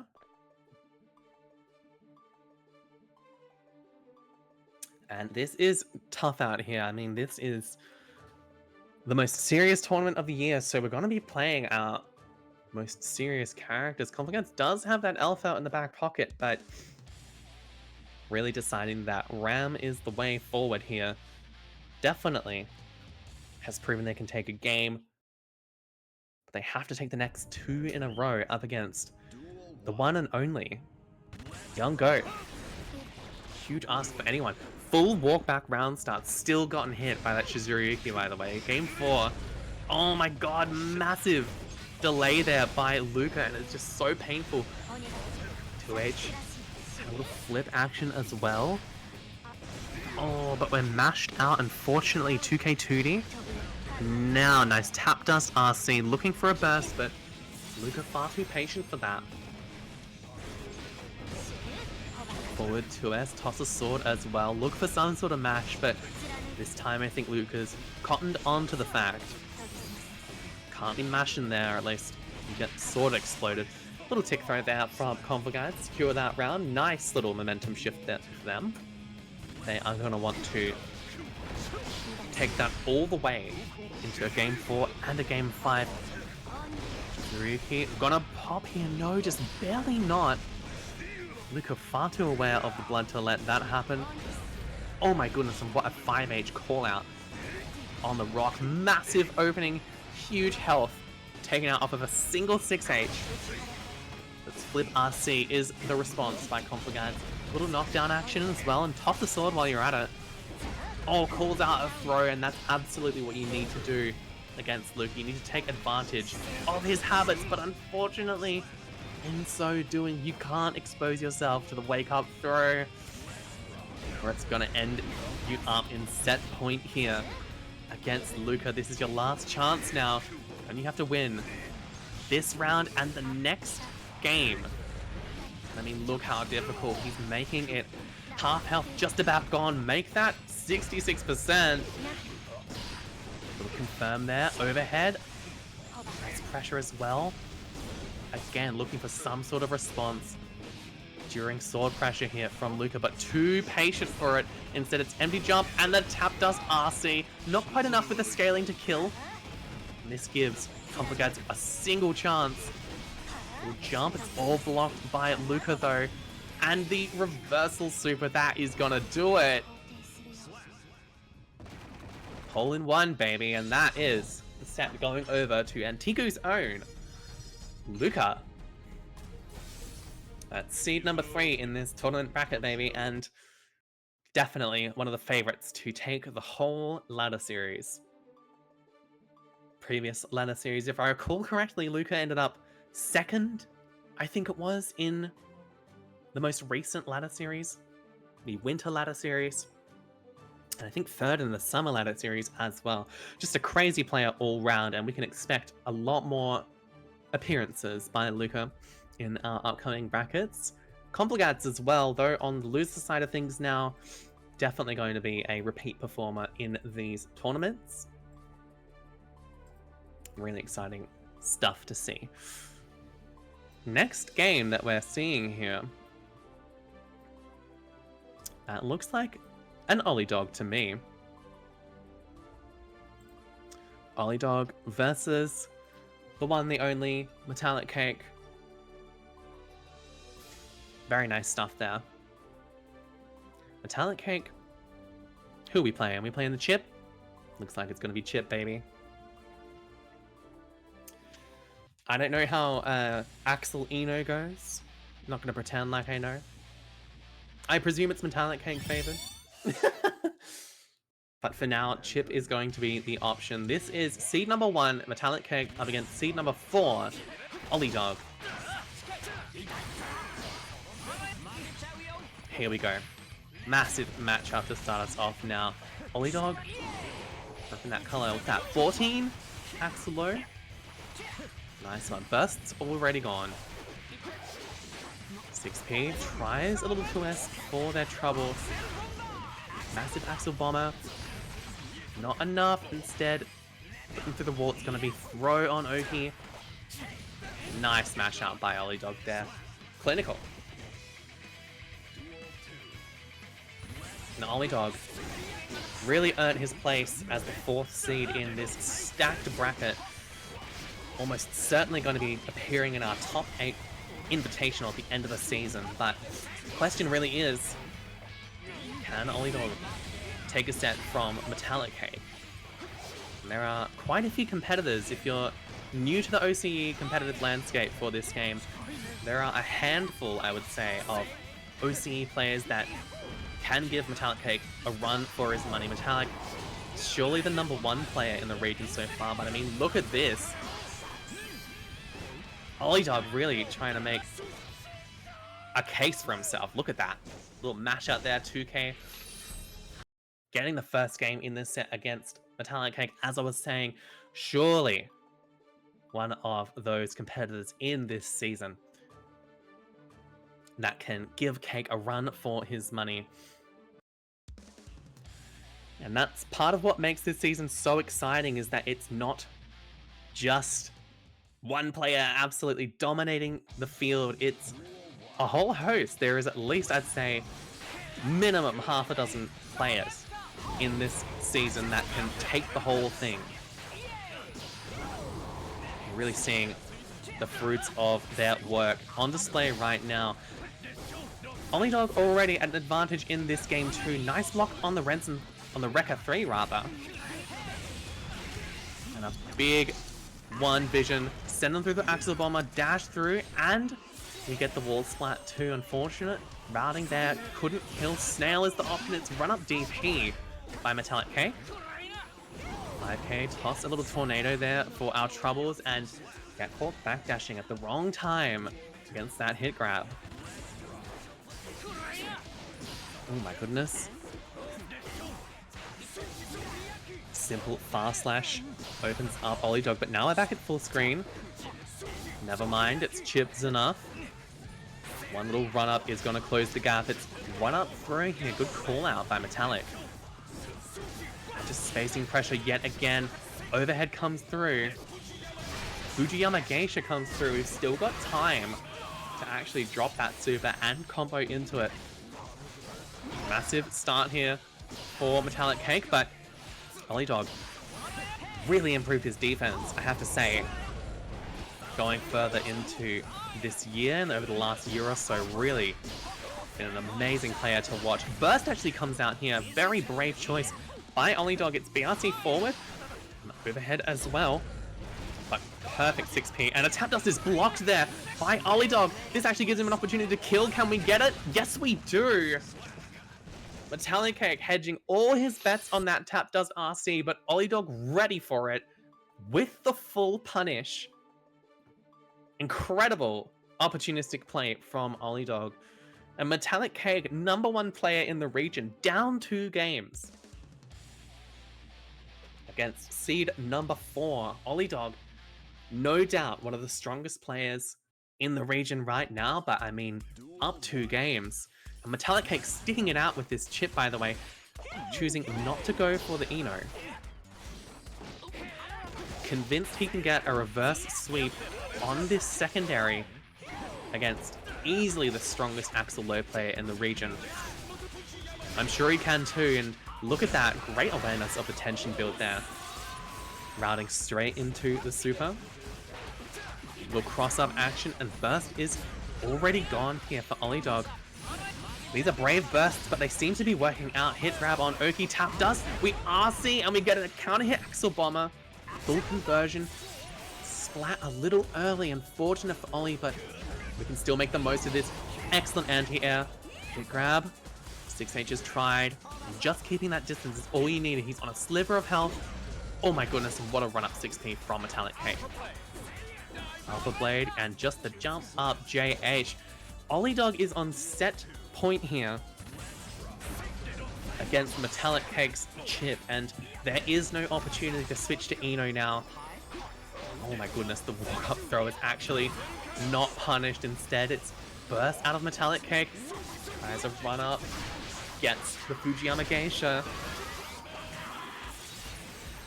Olliedog really almost about to punch his ticket into winners finals, but Cake, I mean, it's not going to make it easy, I gotta say. Oh my god, tap dust RC. Axel's dust, I have to say, it's absolutely massive hitbox. Hitting from ranges hitherto unknown. One more hit's gonna do it for Olliedog in this set. Oh my goodness. Little delay there, little lag, it's fine. Gold Burst is the choice by MetallicCake, but now has to play perfectly in this neutral situation. Instead, just the double jump JH. And Olliedog taking it absolutely perfectly over MetallicCake, a 3-0 over OCE's #1 player. Incredible stuff here for the Axel main. And a little connection lost as well. Wouldn't be a Strive bracket without it, but really incredible stuff there by Olliedog. Such a clean set over MetallicCake. Yes, Cake was on that secondary Chipp, but he had the opportunity to go Eno and decided not going to take it. Now look what's happened. You're on the loser's side in our first ladder series bracket. That's the price you pay if you mess around with some of the best players in this region. Olliedog now in winners finals to face the winner of this set on your screen, Bluedude versus Luca. And might I say, Luca, we already saw him take the set 3-1 over Conflagads to make it here. Bluedude won over Bdozer, that's our second seed. 3-2 would have been an absolute nail-biter set, which happened off screen, but in the end, a massive upset. That's seed 10 over seed #2 here. And Bluedude really making it clear that he'll never be seeded that low again, maybe.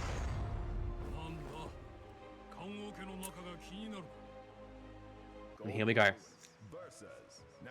Goldie versus Nago, Bluedude versus Luca. Alright. Now, Bdozer, don't get me wrong.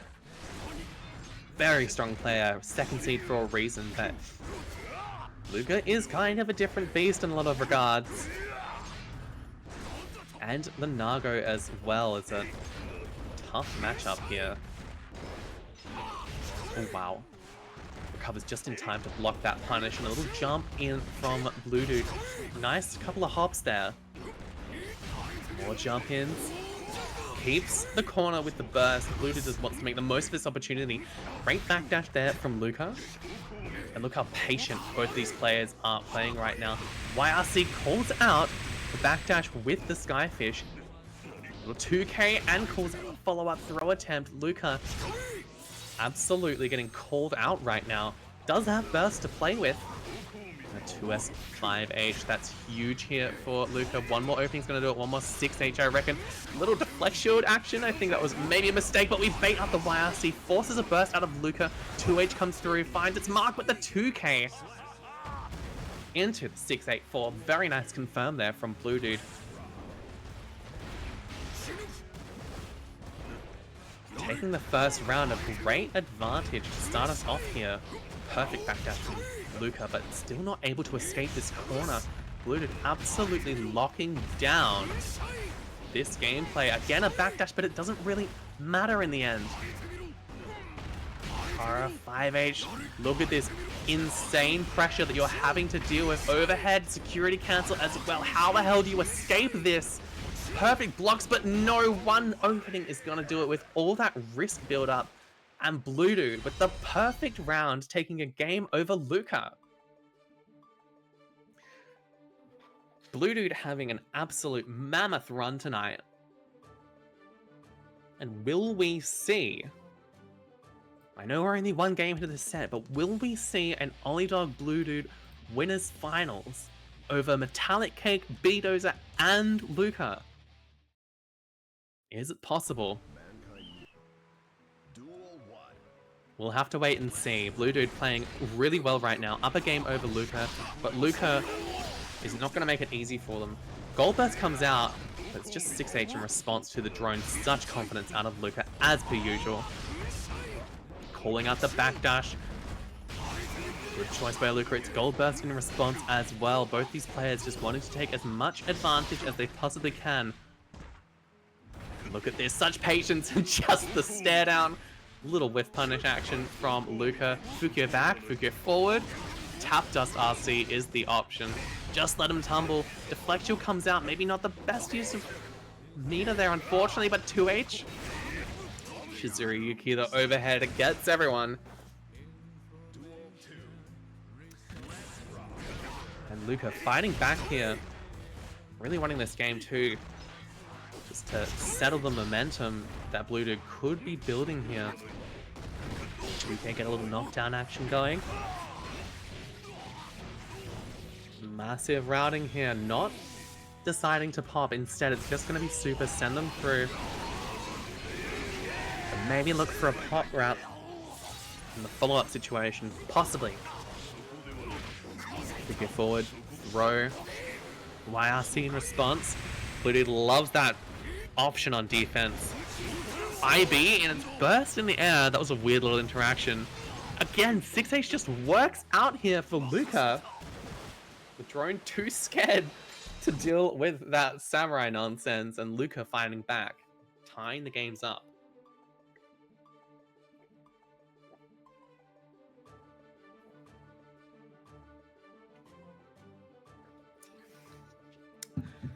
We are holding out. Holding out hope, fellow Victorians, for a Vic El Clasico finals here.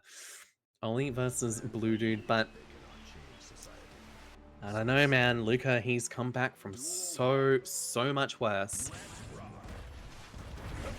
Massive uphill battle here for Bluedude, but if he keeps playing like he did in Game 1, we can expect to see at least another Game 5 situation here. Luca just absolutely navigating these drone situations perfectly. Pure confidence. And the RC and the pop. What kind of routing is that? What kind of awareness? 6H finds its mark.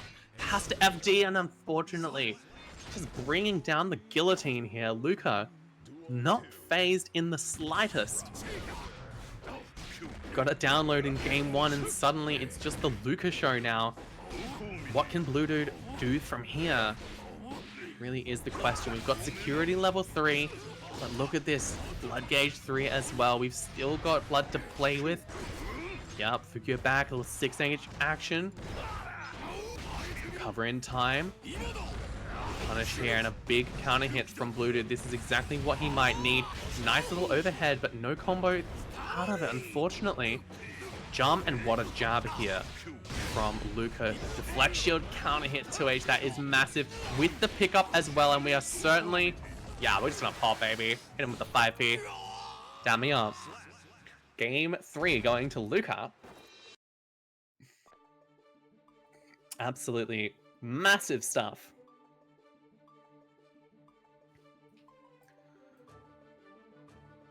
Absolutely huge. And I've just got word from production, by the way.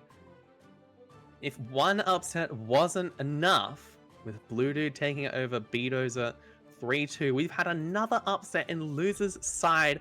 Pow, patented Sin main in the region, has taken it 3-2 over Bdozer in our first Antiku ladder series. Seed number 2 doesn't even make top 8.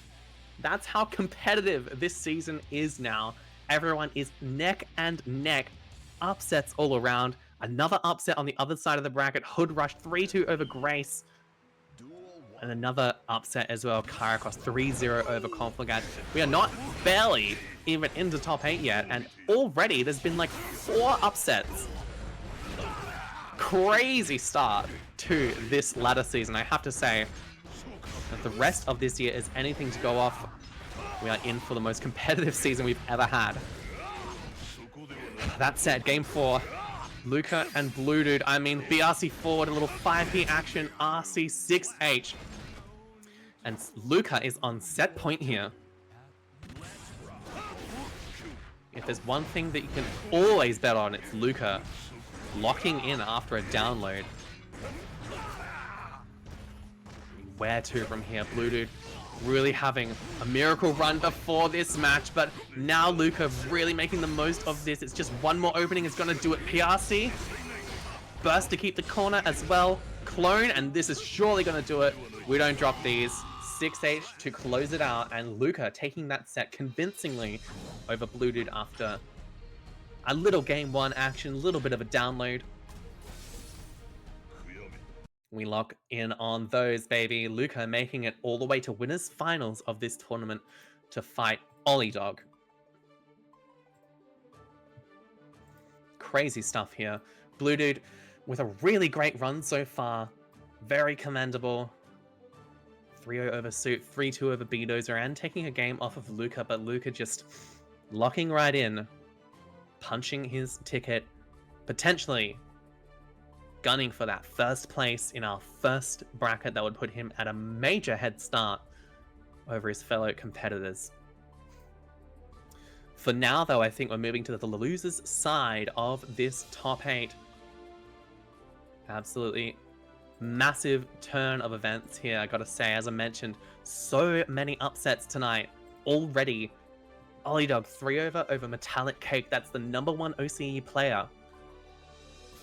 And then we had Pow knocking out Bdozer, Kyriachos knocking out Conflagads, and HoodRush knocking out Grace. That was all before top 8, except for Olliedog and MetallicCake. That was in top 8. That was in the semis. So it's really up in the air who could take this first bracket, and I mean, this just sets the tone right for the rest of the season. If upsets like this can happen on a regular basis, then maybe everyone's initial impressions of who's gonna win the season is, well, up to a bit of discretion, I would say. Here we go.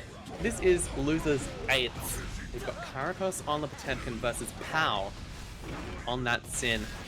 Potemkin Buster starts us off, takes out a third of your health, DP in response, and this Sin player is kind of the upset queen tonight. As I mentioned, taking out Bdozer off stream as well. Didn't get to catch that one, but she is clearly working hard for it and still a force to be reckoned with on this Sin. Not a lot of Sin gameplay around these days. Maybe catching people unawares on this character. Tries a little hammerful PRC. Back throw is the option, and it's the overhead calling out the backdash, and this is going to be enough to kill. Pow taking that first game after what seemed like a rough start. And I don't mean game, I meant round. Big night for me, you know how it is. Overhead. Run up throw. Power playing really solid here. Tyrant Rave with the sweet spot as well. Kyriachos on the back foot here. Almost has burst. Now has it. Drops it instantly. Finds a little knockdown, and this pot 6H buff, I gotta say, absolutely terrifying in 2.0, but clearly Power is not phased. She takes that first game cleanly. 1-0 over Kyriachos. Pot versus Sin. This does harken back, I have to say, to the good old days in OCE. This was a classic Oceanic matchup. Back when we had a lot of Sins and infinitely more pots. Still well represented, but God, they were everywhere. In like season 2, season 3. And Pow as well. Been playing a lot of Strive lately, especially since the 2.0 drop. Had a long stint there, roughly around season 3, season 4 or so, where she was playing pretty much only Grand Blue. And got quite skilled in that game as well, but eventually came back to Guilty Gear Strive. Nice little PRC buster. Damage scaling though, it's actually pretty big here. Tries a walk buster for his troubles. Burst in response, keeping the corner. Wants this round. Heat Knuckle, is this going to be enough to kill with a final pop? Yes it is. Oh my goodness. Holy damage. 2H round start, back throw in response. Little delay Mega Fist though. Pow takes full advantage of the whiff, sending them through the wall. Get a little eat action going, and I heard, well, Birdie told me that eat was actually a good button now. Don't know what they changed about it, but listen, I'll take your word for it. Here we go. Not much stamina, but nice little overhead there to deal with the slide head. Big reversal Potemkin buster though, looking for a burst, but Pow does not bite. Instead stays rock solid there. Powerful 2H, I think they wanted Garuda, but didn't quite work in the N6H whiffs, but no punish. Just playing outside each other's effective range. And JD called out with a nice little 6P there from Pow. Overhead blocked. Good adaptation here from Kyriachos, staying in it. Oh my goodness, what a 5H there. RC to boot, but perfect timed burst out of Pow. It's not enough to deal with the follow-up 5H though. Kyriachos tying it up 1-1.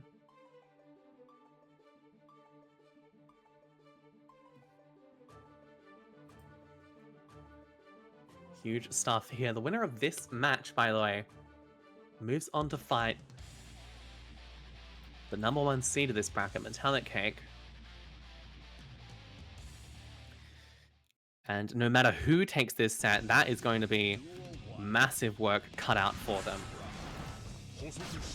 Despite the major upset that put Metallic in the loser's side bracket, he is still the strongest player we have, and it takes a mammoth effort to overcome that.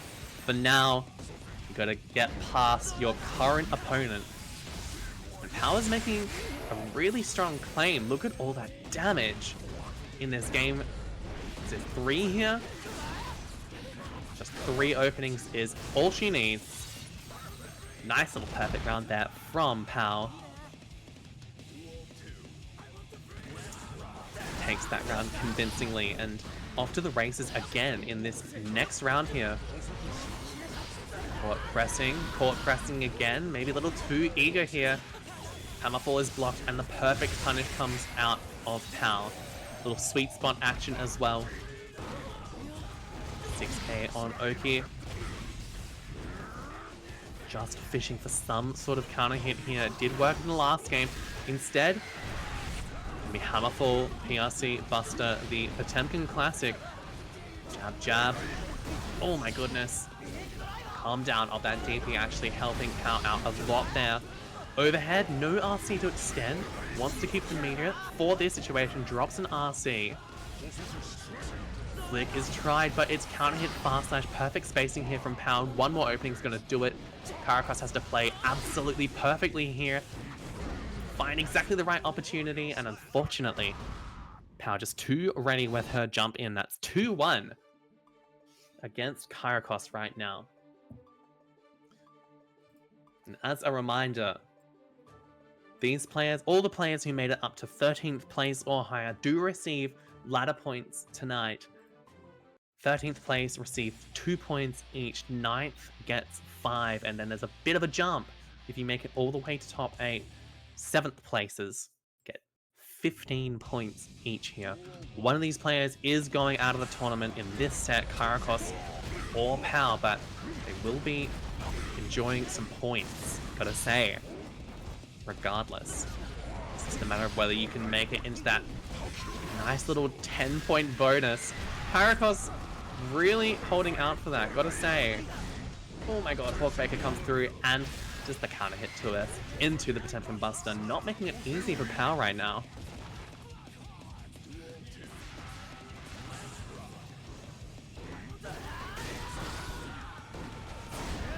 Big pressure coming through. Jump, slide head. Look at this, just patient, nice little stamina boost here. For Pow. Tyrant Rave and another. Send them through the wall. Absolutely massive. 6H overhead comes through, holding all this pressure. Knows when to back off though, and Kyriachos tanks that to his advantage, forcing a burst out of Pow now. Little risk built up. It's going down slowly. Alcan into the throw now, and overhead blocked again. Great adaptations by Kyriachos continuing in this set. A little delay 2H, but nothing an Elcon RC can't sort out.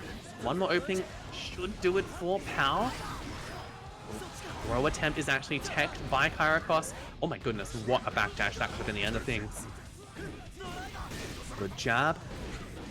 Run up, bar slash, and burst is gone here. Kyriachos wants this here, and now...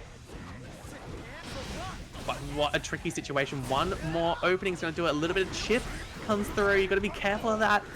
Strike, and a massive counter hit CS. This could be the opening Kyriachos needs. No. Barely tumbles out of the road, but a perfect whiff punish with 5H drops the Giganta. Where to from here? Heat tackle is tried. Little jab, and the 2D actually secures it for Kyriachos. 19 seconds left on that round, by the way. And we're going to a game 5. I think the first game 5 we've seen tonight, if I recall correctly. A quick game is a fast game, as they say. But Kyriachos really fighting for their right to these ladder points, I gotta say. We're down to game 5 now. Kyriachos versus Pow, and really difficult to call it from here. Either one of these players could be moving on to fight MetallicCake in losers' quarters. Nice jab there. Good call out. And just a hammerful break Potemkin Buster. Send them through with the Heat Knuckle, and that puts Kyriachos easily on set point here with the perfect. Really impressive stuff here. Set point now, and Pow really has to lock in. She had a couple of very convincing games earlier, but Kyriachos seems to have found his rhythm against Pow's pressure. Overhead blocked yet again. Kyriachos completely ready for those, and just a run-up throw. Good choice by Pow. Call that out 2H, called out some sort of option on defense, maybe backdash. I mean, massive health disparity. It's going to be the big driver. Send them through. And at final game, final round between Kyriachos on the pot, Pow on the Sin. One of these players' brackets runs is going to end here and now. The other goes on to fight. The seed number 1 of the tournament is looking like it's going to be Pow at this rate. A nice little run-up throw. We've got burst very shortly. RC to extend, but Kyriachos too patient. Instead keeps the burst, and this could be the opportunity he needs now. Has to play this neutral situation perfectly, but look at this. Pow was such a perfect spacing game. Run up throw was teched, and we get a 2D knockdown. The gold burst is baited. Completely blocked. No benefit to be gained from that burst, and the burst in response by Kyriachos calls out a jump, but unfortunately she is not in the air, and the overhead gets blocked. One more opening will do it for Pow. She has to play it absolutely perfectly if she doesn't want to get Potemkin busted. 2D knockdown. The backdash is called out with the Garuda. Could we see a robbery here? Is it possible? Hammerfall RC, and the DP comes through. One more opening. You've got RC to play with. Fast Slash is tried. Who is going to take this? Oh my god, it's so back and forth. Oh, we're jabbing. Counter hit, Fast Slash. Garuda impact. Oh my god, who is going to take this? Try to call something out. Perfect double jump. It's so neck and neck. Oh my god. No one is getting opened up just yet. Deflect shield. One hit, and oh my god, the elk hunt. Oh my god, in an absolute nail-biter situation that lasted like 30 seconds. Pow. Barely coming out on top with a timely elk hunt in an absolute scramble. What an end to that set. Maybe the best set we've seen tonight. So back and forth. But in the end, even with such incredible defense from both sides, in the end, that elk hunt comes through and finds the opening. Pow needs to move on in this bracket. Kyriachos out at 7th place now in this first ladder series bracket, netting themselves 15 points. Congratulations to them. Well fought, but Pow moves on to fight MetallicCake. And that is going to be a serious matchup to watch later. For now, we see looking like Sky on that Faust is up on the cab, facing HoodRush, most likely on the patented Giovanna. HoodRush really having an excellent run themselves. Lots of 3-2s. Oh my goodness, every single set HoodRush has played tonight, I think, has been a 3-2. Oh no, sorry, I'm completely wrong. I was looking at someone else. Well, anyway, HoodRush had plenty of 3-2s in their career. Knows well and truly how to play under that pressure, but still, that's seed 14, making it all the way to top 8 over the likes of Rubberdbdb we saw earlier, Kid Shift, and Grace. Really impressive stuff there. Now the question is, can this guy take a set over Sky, one of the real up-and-comers of the scene right now? I think we're just chilling for a second. I think I will hydrate for a second while I have the opportunity.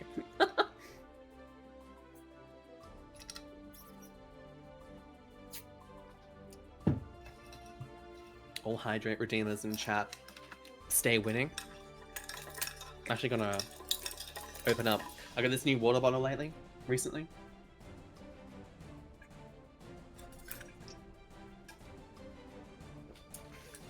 It's absolutely massive, which is perfect for me because I drink too much water. Really, a friend of mine got it for me.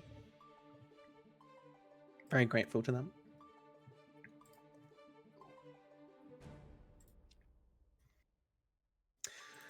All right, we're just waiting for our next match here.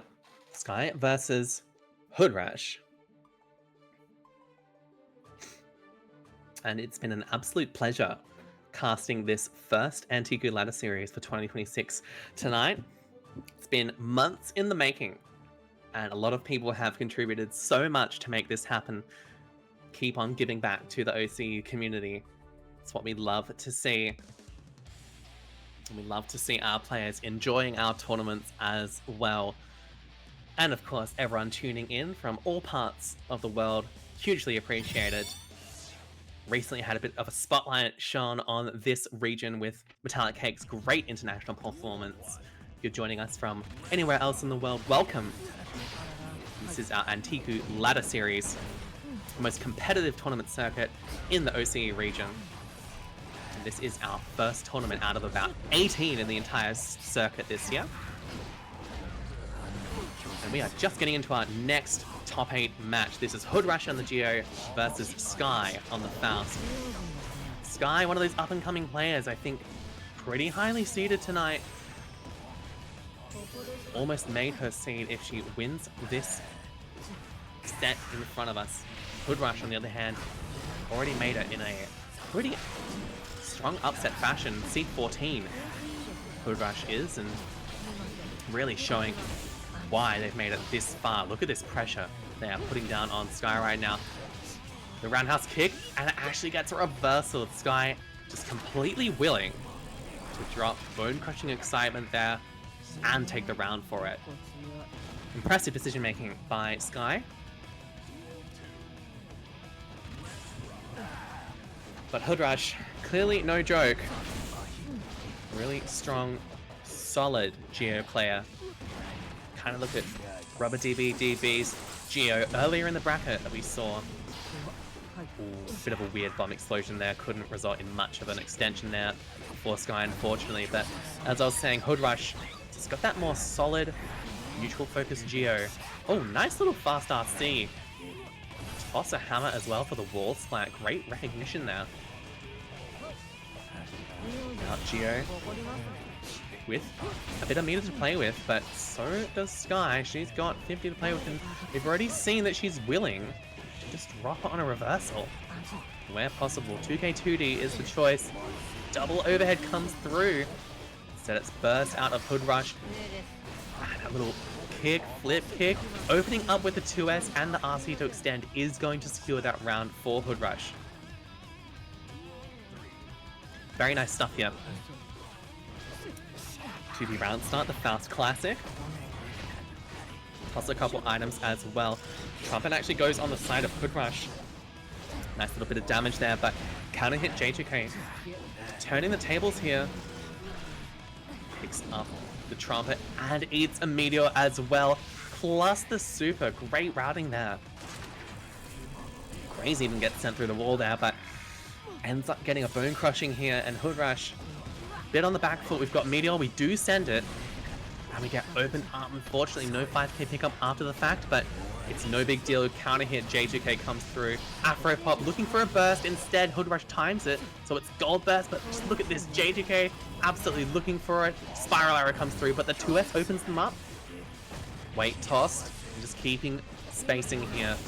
Perfectly spaced 2D here by HoodRush. One opening will do, and it's the PRC 2S. In response, where to from here? It's empty jump throw and the RC to boot. Do we kill off of this? Yes, we do. HoodRush taking game 1 over Sky. Really great recognition that 2 charged dusts were the way in that situation. That was what was going to do enough damage in that particular situation to secure the game. Sky playing really solidly, but HoodRush perhaps just a crumb more solid. A crumb solider.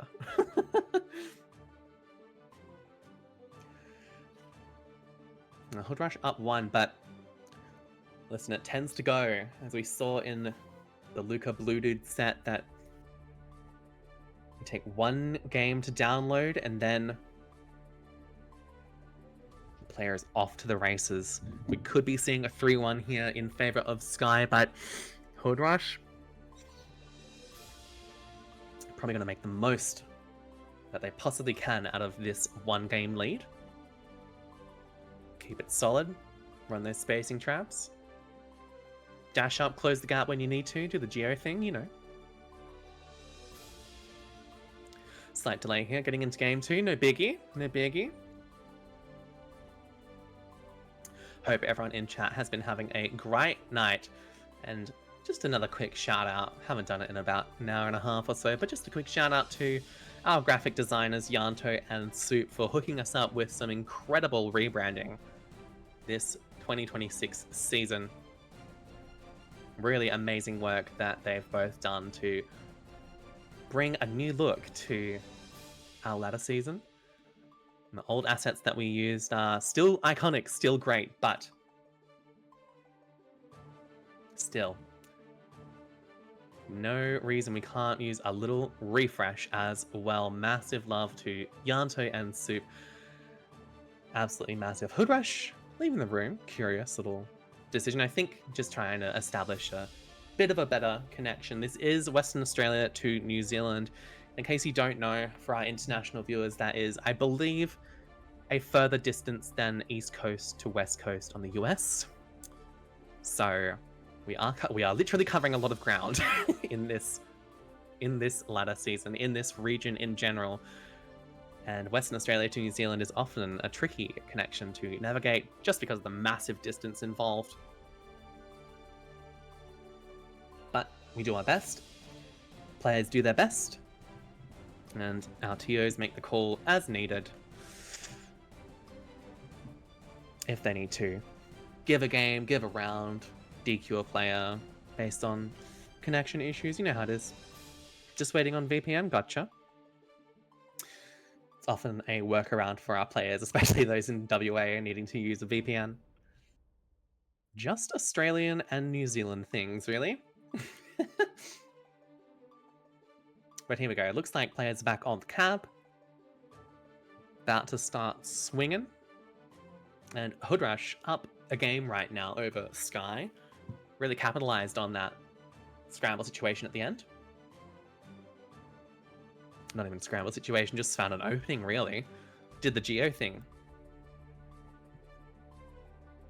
And played it fully to their advantage. All right.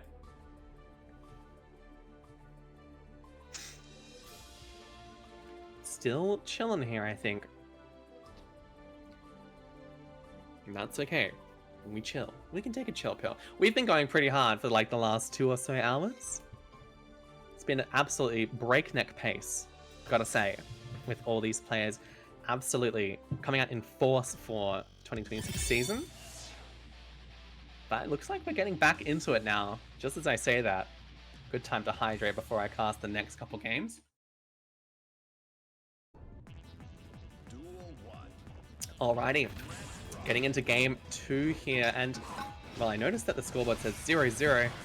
Was that a TO decision, or are we actually in game 2 here? I'm not sure. I will find out from production shortly, but we are getting back into it. Regardless, HoodRush versus Sky. HoodRush Geo, massive 2D there. Not scared of the bomb whatsoever. And in we go, and I've just got word as well. We are restarting the set. Clean slate.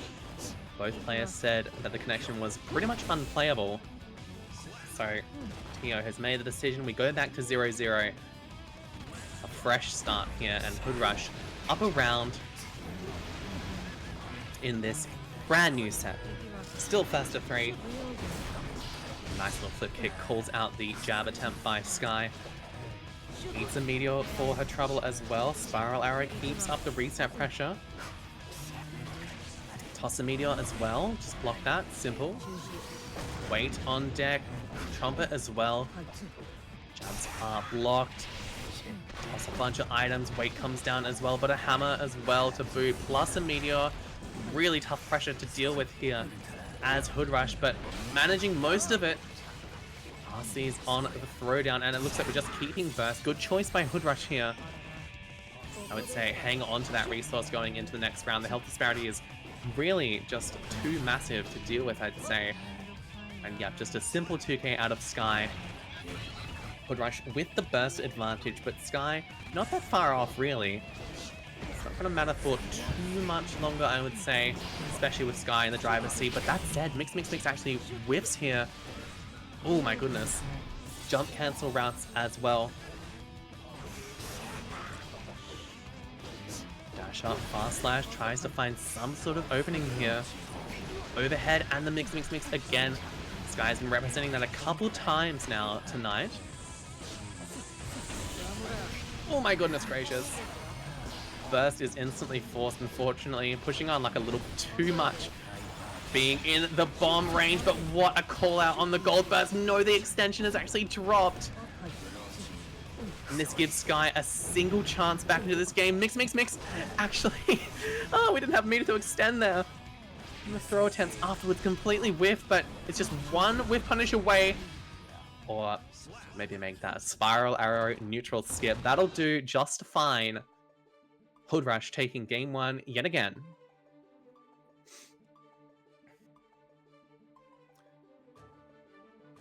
Holy smokes.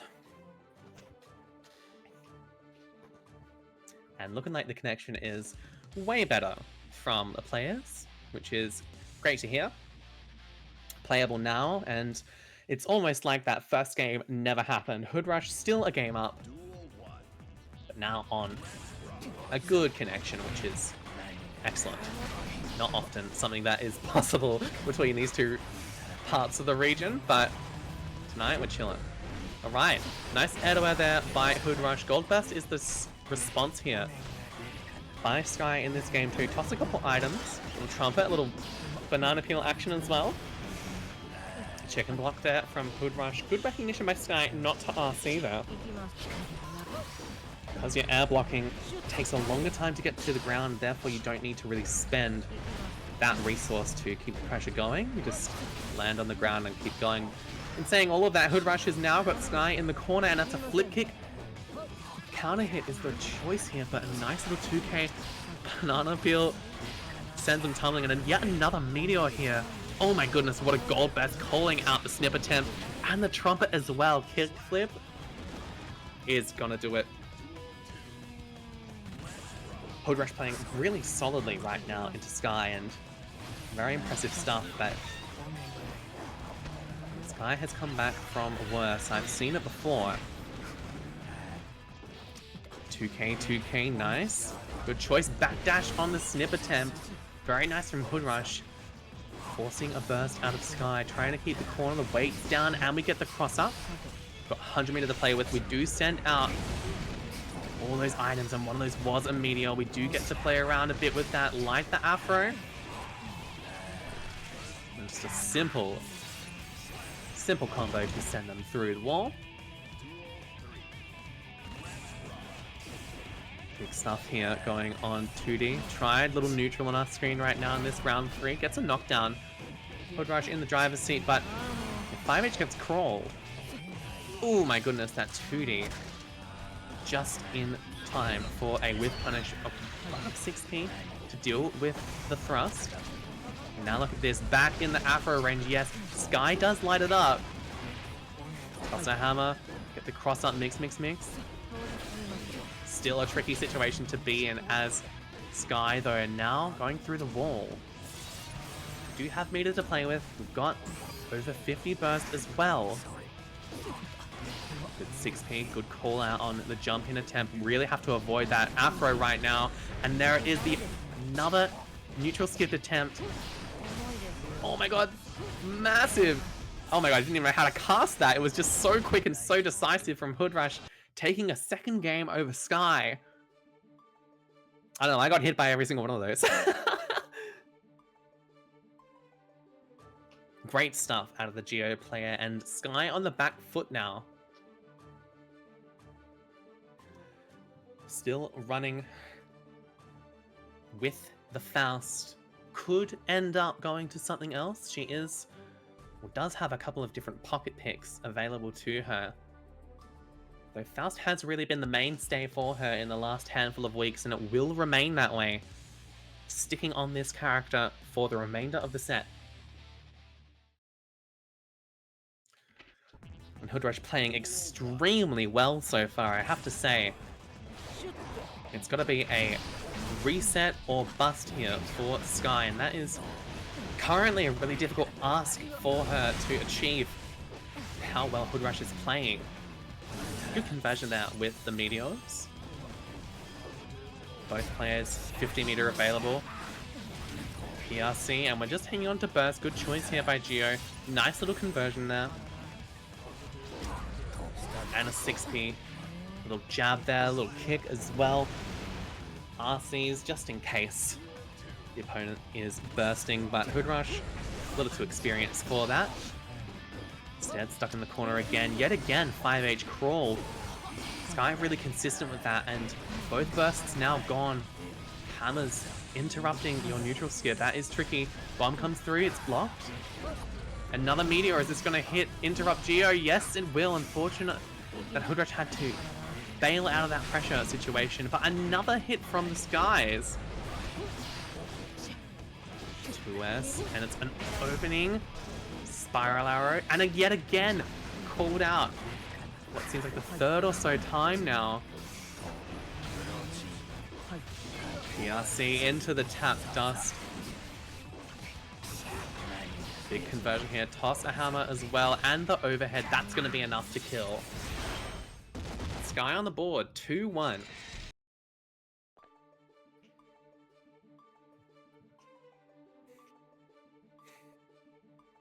Impressive stuff, and it's going to be another 2 games for Sky if she wants to stay in this bracket for a chance to fight Bluedude in the next round. HoodRush does not want to let go of the momentum that he built up in the first 2 games. Really want to keep that train rolling if possible, but Sky is really solid in these scenarios. Oh no! Accidental misinput there. Has to drop the route for the bomb again. Now burstless. Unfortunate here for HoodRush. Little jab, trade. Hammer comes through. Good blocks. More good blocks, but another double overhead here from Sky. Does love that. Mix routing. Oh, but wow, look at that. Spiral arrow is dealt with ease. Another meteor comes through. That has to be like the 10th meteor of the set or something. I've just been seeing meteor after meteor. 100 meter here for HoodRush. How are they going to use it? It's 2D is the choice. Counter hit 2S does force a burst out of Sky. But it's nothing a couple items can't sort out. Sky seeming like she's in the driver's seat now. Really figured out exactly what it is that she needed to change in her game plan. That said though, I think called out. Oh no, these crawls are just so solid on that 5H. 2K 2D. Banana peel available. It's blocked for chillin'. Now just trying to find some sort of opening here, and Sky is really keeping a perfect distance here. Nice little jump in attempt. Full conversion as well. What can HoodRush do with this information yet again? Crawling out of that 5H. HoodRush just not adapting to that. Would be doing a bit more stagger pressure on not insta-routing to 5H. He's just clearly dealing with that so easily. Trumpet comes through. At 100 meter the player would have to make it absolutely count, but what a 6P from Sky. Just completely ready. Are we blocking this? Yes, we are. And charge doesn't come through because of mini Faust, but it's no big deal. We have the conversion after the fact, and what awareness from Sky to route into a combo, a grounded combo there, as opposed to a charged dust route. I would have got mixed. Mini Faust would have mixed me. That's tying it up 2-all. And Sky really making a case that the reverse sweep might just happen.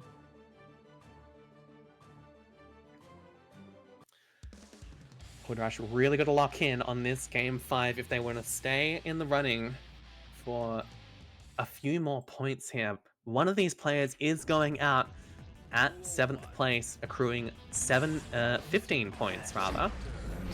But one of them could be earning a whole lot more the further they go into the bracket. Counter hit 2D in this game 5 now between HoodRush and Sky.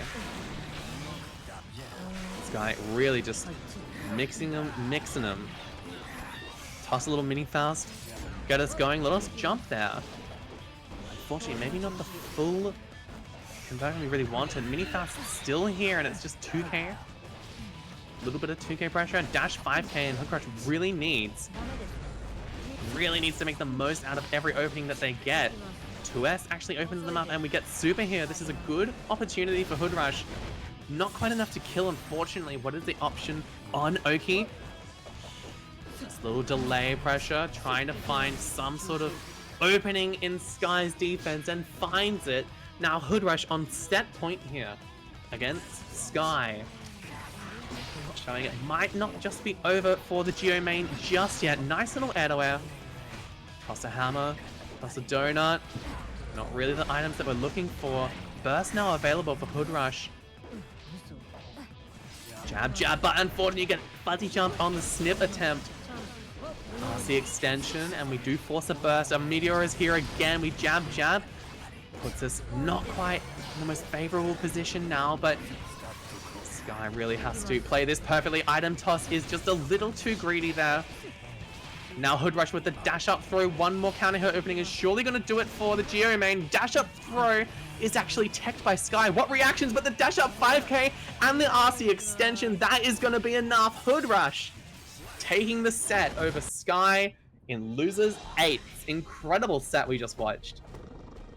Both players absolutely duking it out. Really well played from both players there, but in the end, HoodRush just a little more decisive in those key moments.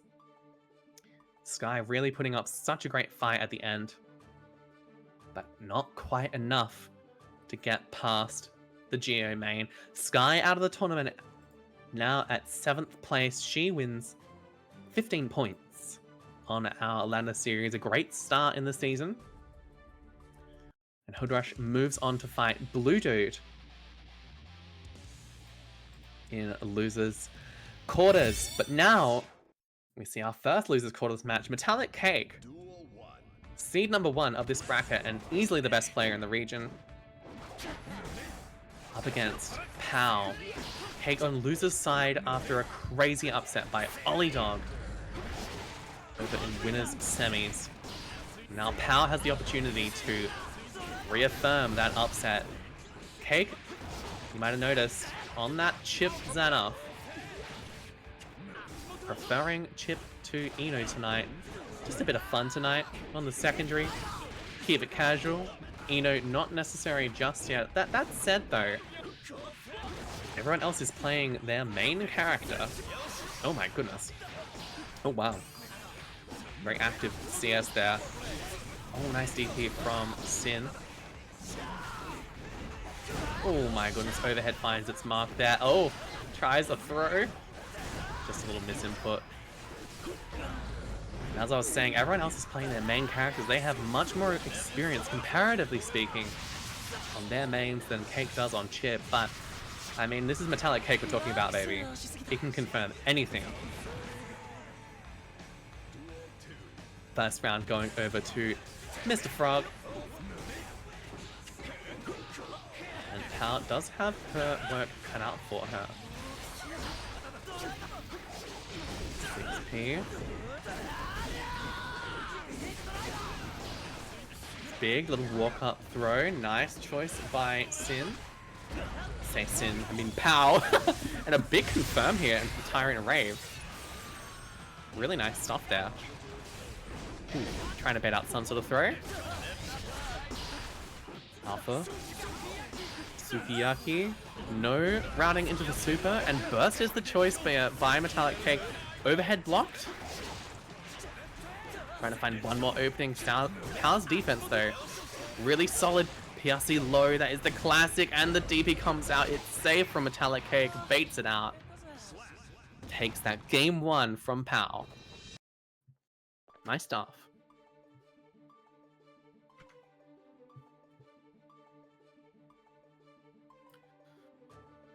Okay.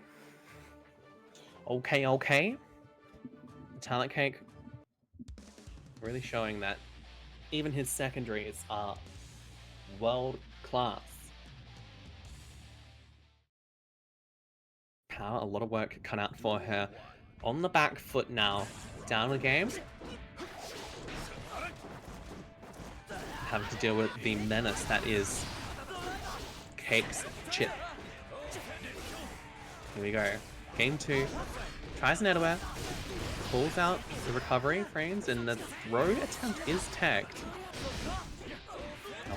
What a press there by MetallicCake. Just has the knowledge, has the intuition when to press and when the opponent's going to be too scared to continue their pressure string.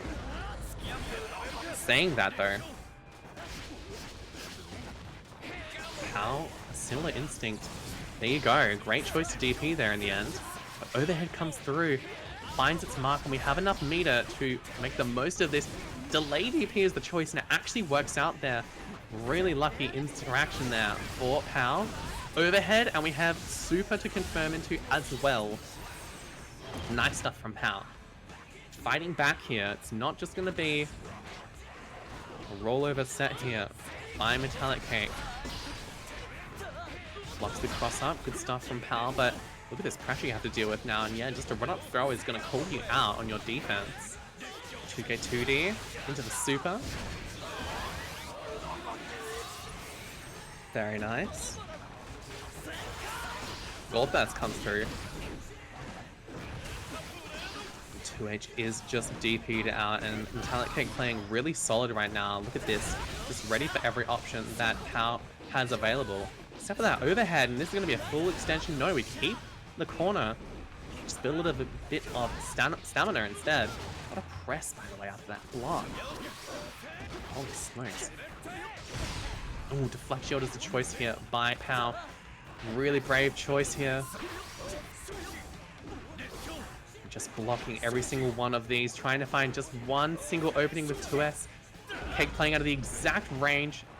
Not confirming with a 2K, unfortunately. So much risk built up from Pal, and for what? Oh, no double CS. Unfortunate little interaction there. It's such a scramble. No confirms out of anything, unfortunately, but Cake finds a way around the piece here now. Oh, the 6P is just a little early, I think that was. Sends them through the wall. Oh, look at that. Just controlling so much space here. Jab, jab. Little throw action. We've got 100 meters to play with. What is the choice? Backdash is called out, but the throw. Oh, this clone. Little tick throw action as well. The RC. Send up the wall. Good burst here by Pal. And this is the only opportunity she really has to get back in the game. RC to stay safe there. 6H no cancel. Elcant get a little knockdown. That's good. Where to from here? Forcing a burst out, but look at the health disparity. It's absolutely massive. And just a 5H is going to do it for MetallicCake. Game 2. Going over to Mr. Frog.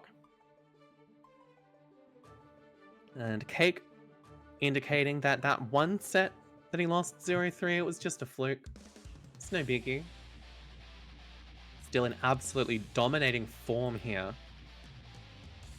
against Pal on this Sin. It would take a real miracle for a reverse sweep to happen now, but she's come back from worse, I can tell you that much for free.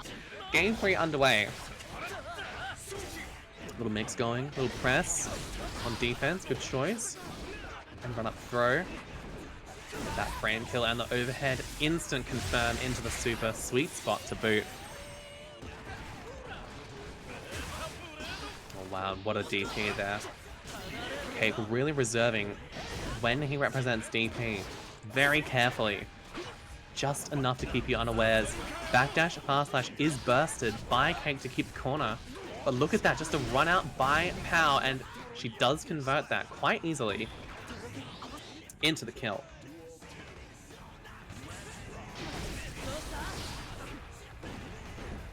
Oh wow.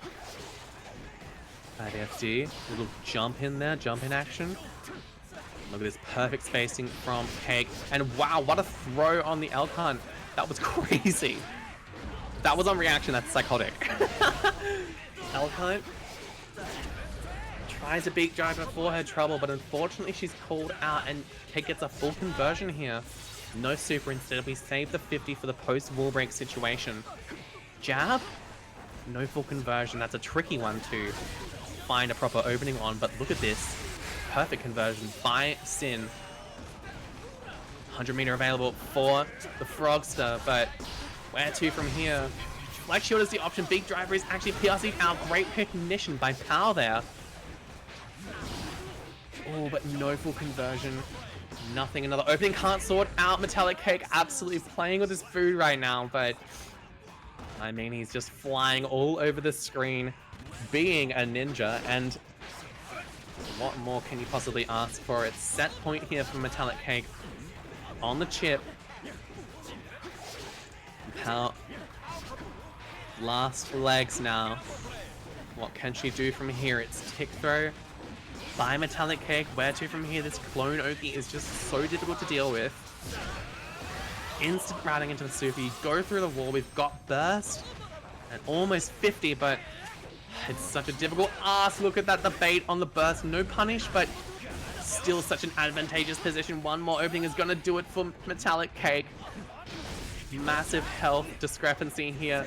What can Pow do about it? She needs a miracle, but it's going to be the Ivy on the 6H. And MetallicCake takes that set convincingly 3-0 over Pow. Pow out of the tournament after a really impressive run full of upsets. Incredible stuff from her, ending up at 5th place in our first ladder season tournament for 2026. Should be really proud with that one. Off to an early head start in this season with, I think it's 20 points for 5th place. MetallicCake, naturally the number 1 seed, moves on to losers semifinals to fight the winner of this next match, Bluedude versus HoodRush.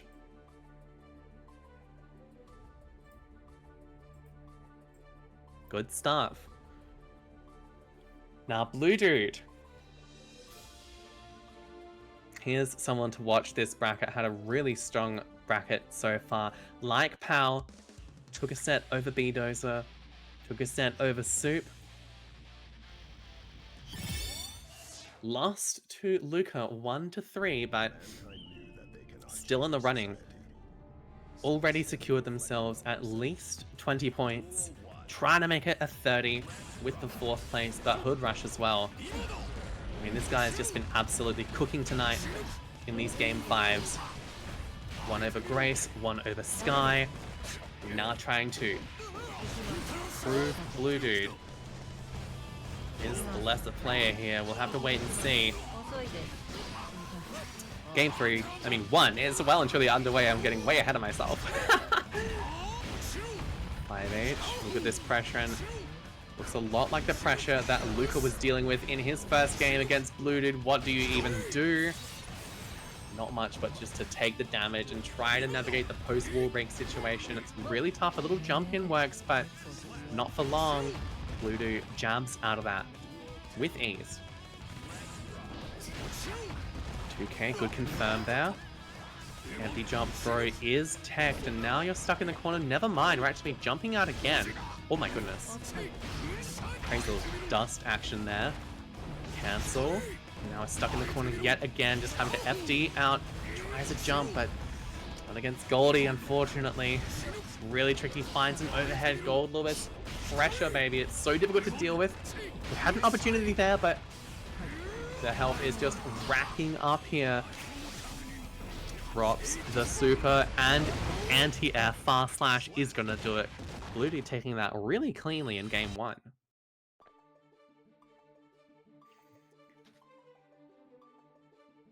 And I wonder if this could be the end of HoodRush's excellent run tonight in bracket.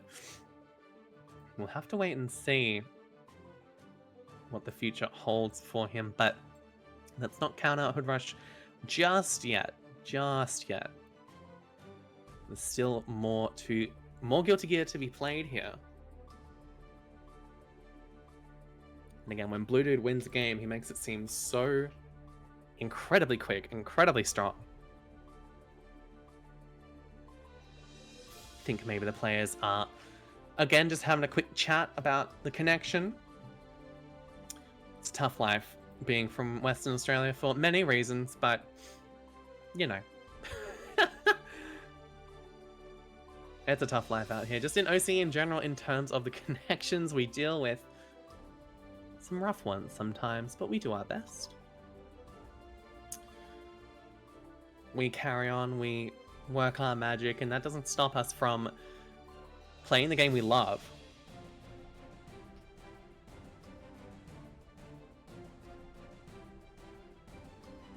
And we have been playing this game for a long, long time. These tournaments have been running since, man, I want to say beta. Way back in the day, way back in the day. OCE's been around this whole time and only ever getting better. Looking like HoodRush is going to do a quick restart just to see if that could help the connection. In the meantime, we're left here just chilling, taking a quick break. Thank you all for tuning in. It's very good to have you all watching, tuning in. This is our first bracket of our 2026 Antiku ladder series. This is the third ladder series we've ever run. We previously did a summer ladder series and a winter ladder series in 2025. And that actually brings up a good point. In case anyone was wondering, we are running just the one ladder series in 2026. Previously, we would run it seasonally. One for summer, one for winter, within the same year. This time, it's just a once-a-year event. We got a lot of feedback last time that there was a bit of competitive fatigue. So we thought, why not make it the one great event of the year? And everyone can give it all they've got. Much like these players on your screen right now, HoodRush and Bluedude. Continuing on in game 2 here, both of these players really with excellent runs tonight so far.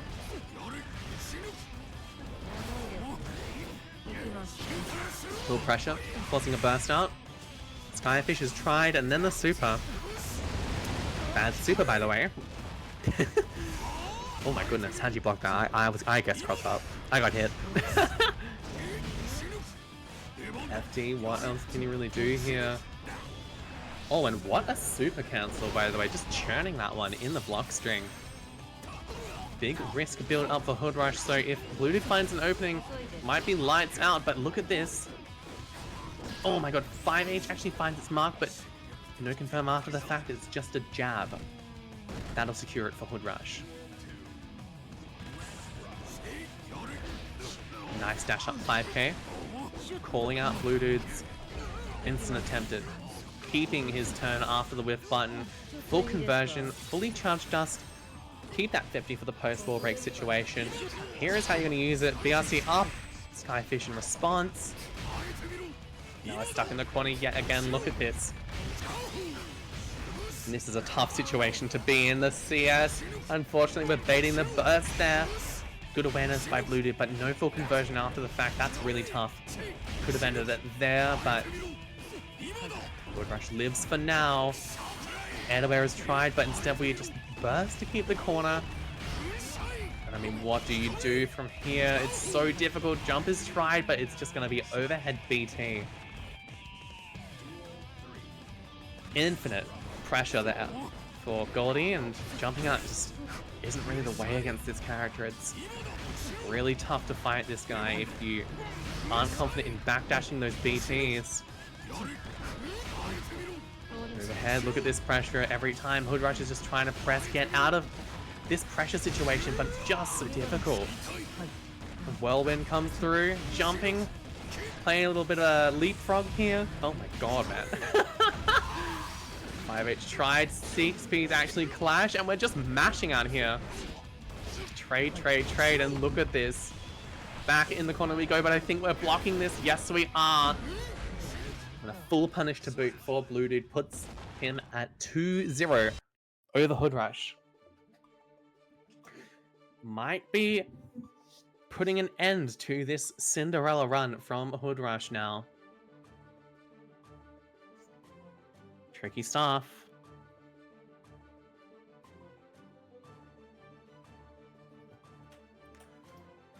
Whew.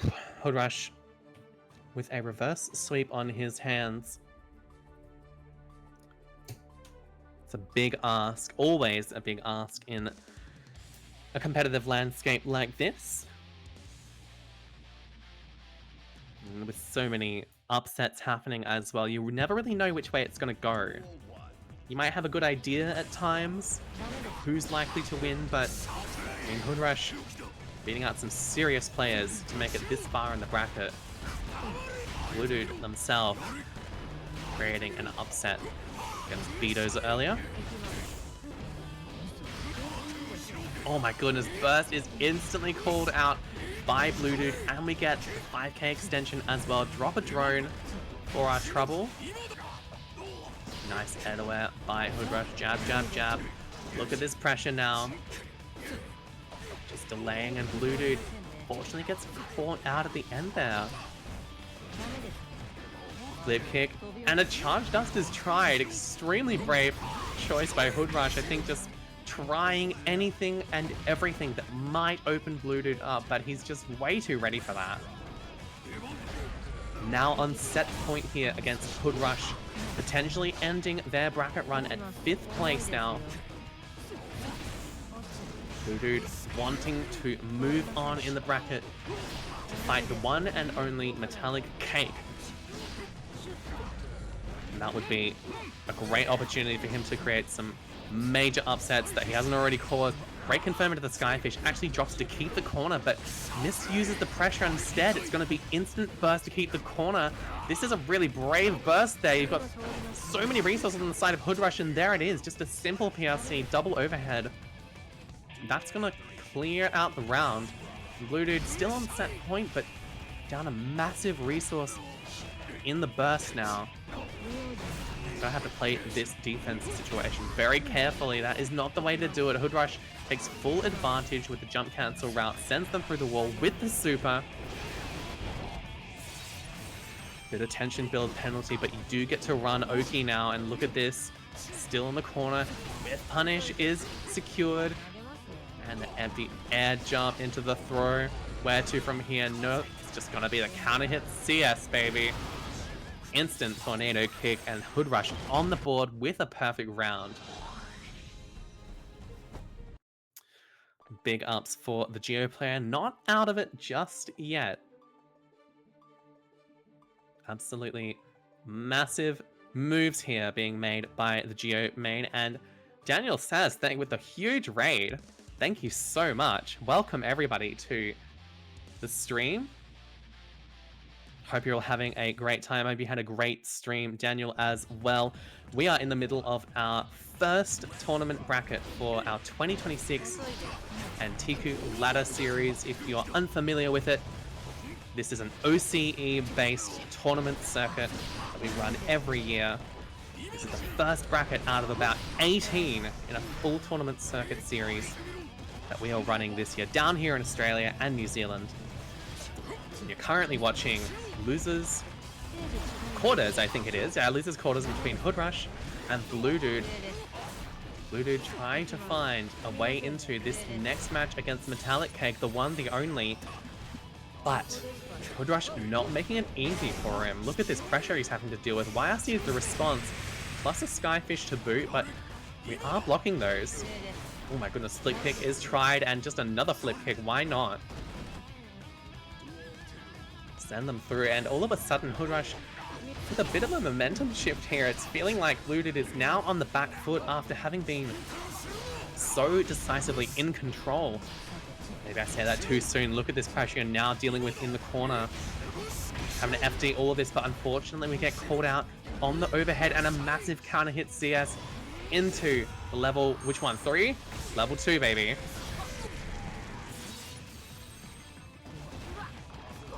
Going to take one more opening here for Bluedude to put them back on set point, but not if HoodRush has something to say about it. Oh my goodness. Burst is actually baited out there somehow, some way, but it was the opposite direction. We actually get a jump in counter hit. Does this possibly give HoodRush a chance? No, it's just going to be the trade with the JD.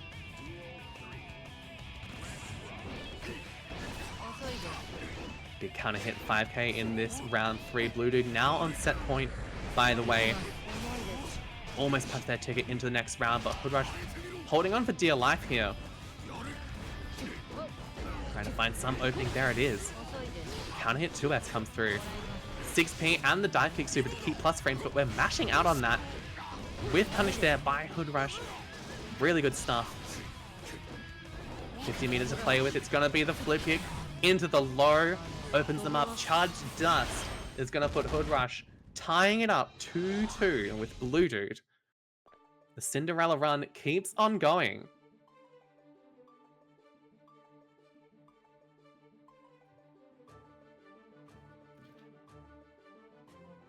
Amazing stuff right now.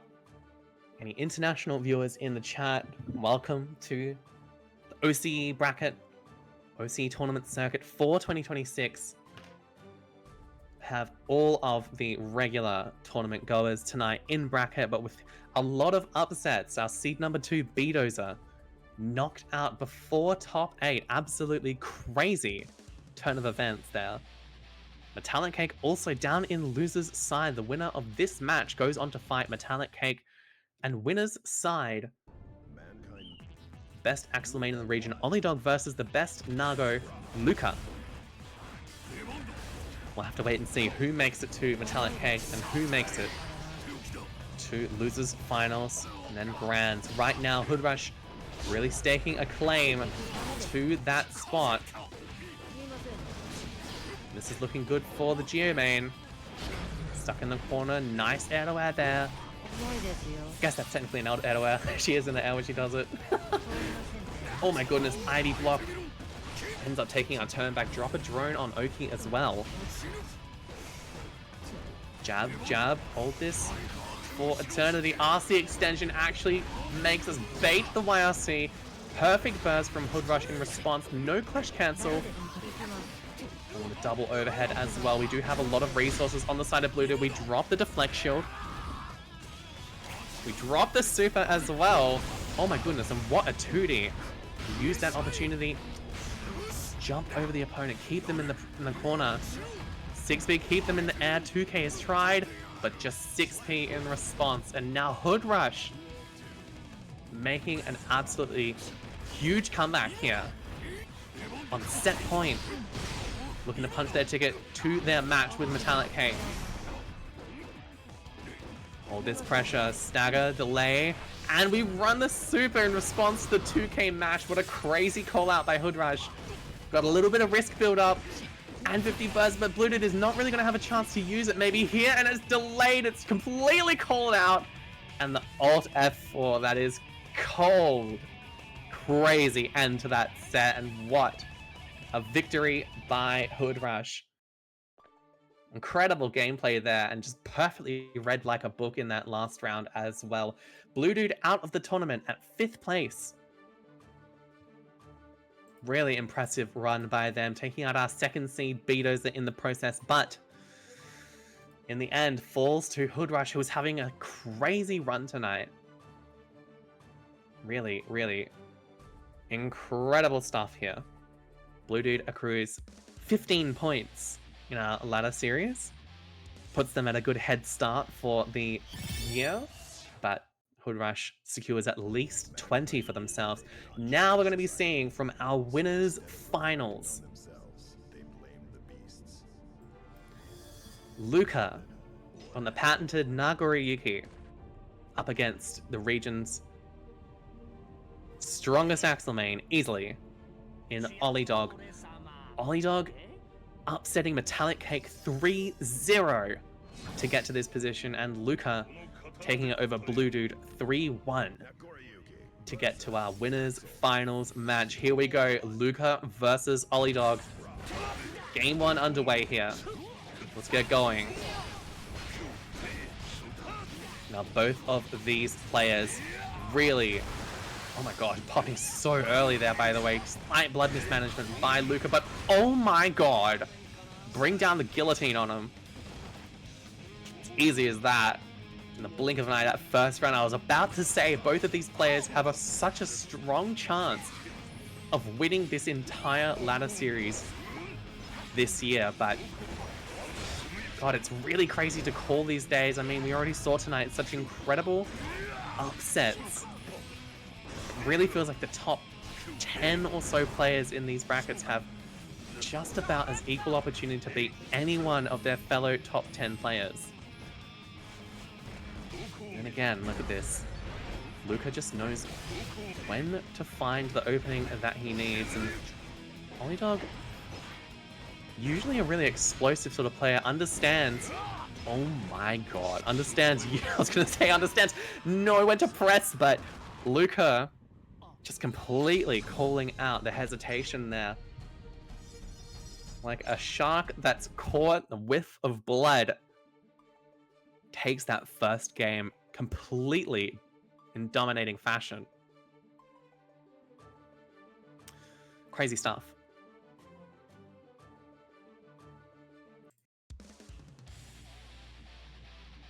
And Luca, if he keeps playing like this, will be punching his ticket into grand finals to face one of We're following Olliedog, MetallicCake, or HoodRush.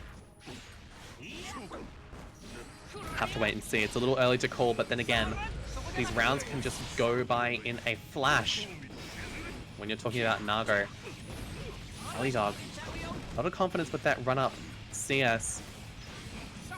Understands you have to play patient, but Luca, like we already saw in game 1, knows that you have to sometimes... My god, what a clash. Knows that you sometimes have to hit the accelerator a bit. 2H comes through. It's just going to take one more opening here for Olliedog. There it is. Good confirm.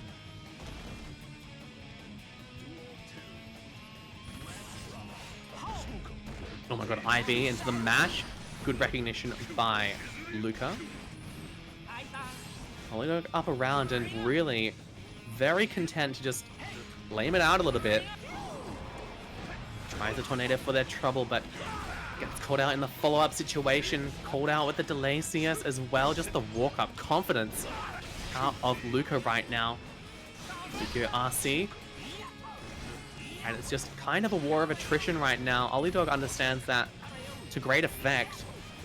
It can all just completely fall to pieces with a couple 6Hs.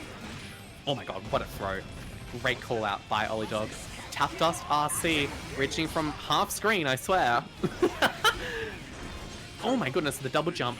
Great recognition. Unfortunately, we don't get a full conversion. I think we wanted Ransom there, but became 6H, not charging for quite long enough. It's no big deal. Tries a hit grab for their trouble. Fuzzy jump works out, but unfortunately, just the delay. Oh my god, just calling out the deflect shield. These rounds are long, but they are decided in a blink of an eye, really. Now Olliedog no longer at a resource advantage and certainly under a lot of pressure now that the bites come through. Having to deal with all this, but an incredible throw, calling out that clone string. Fukio and the air throw as well. Luca's so opportunistic, so ready for just about any situation that comes his way. 6H, building up a lot of risk here. Oh my goodness, 6H again comes through. It's just run up CS. Olliedog done that a couple times now, and you really need that kind of confidence against a character like Nago and a player like Luca. Oh my goodness, tries the command grab. Fortunately, no conversion out of the 2S. We'll take one more opening here for Luca. I mean, where to from here? That was a really brave command grab, but... Jump, double JH, 2S, and Gold Burst is the response here by Olliedog. One more opening for either character, really having to find just the right opportunity possible. Fast slash!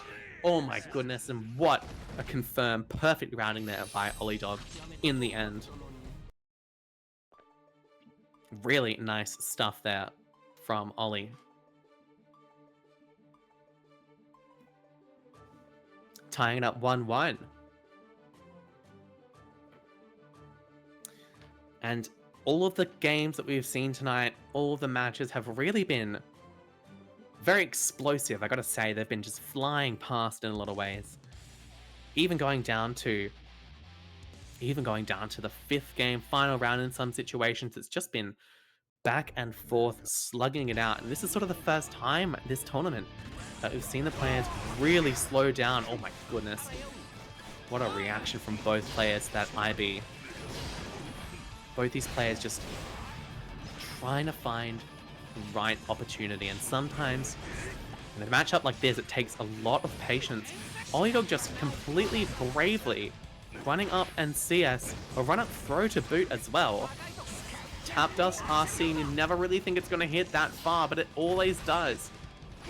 Now Luca at a real health disadvantage, but that could all change. Look at this great blood-sucking universe there, and this is going to hurt a lot. 6H actually whiffs there. Slight mistime there in the conversion by Luca, and it's just one more opening. It's going to be the 2H. Nice stuff from Olliedog, and yeah, they just have to play opportunistically, make the most out of all of their openings, make the most out of all their OP, as Olliedog is doing now, and not overcommit as much as they possibly can. BRC, stay safe with the Axle Bomber. playing a little bit more confidently, I would say. And Luca, how do you engage this situation? That's one way. Looking for a burst, perfectly happy to drop that entire route there just to call it out, and I don't necessarily blame him, but it's tricky, really. I mean, look at this. The 2H is called out with Axel's own 2H, and Olliedog now up a game over Luca. 2-1 now.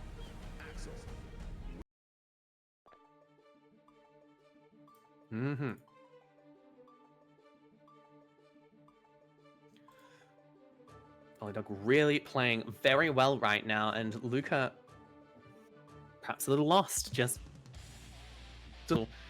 trying to find some sort of opening with 6H, 2H, something. A little Beyblade action occasionally, but he's really going to have to tie it into something massive now. I mean, look at that. What started off as a good opportunity, but we ended up missing the 5H. That's a good start. We get the burst out of Olliedog in this game 4. Fukia forward into the CS, caught pressing. Now you're going to pay for that. This is the Luca that we're used to seeing.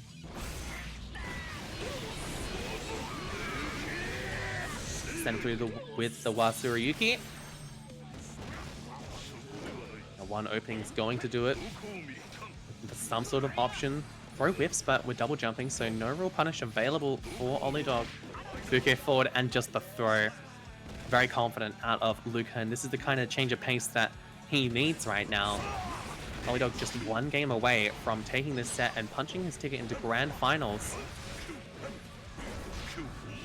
Fukia forward, nice jump by Olliedog, but unfortunately get called out. 6H full tumble, and just one more opening here for Luca is going to secure it. That Nago damage, man. It gets you so quickly. Fast Slash is bursted. Just a little bit more. One more opportunity here for Luca. There it is. 5H.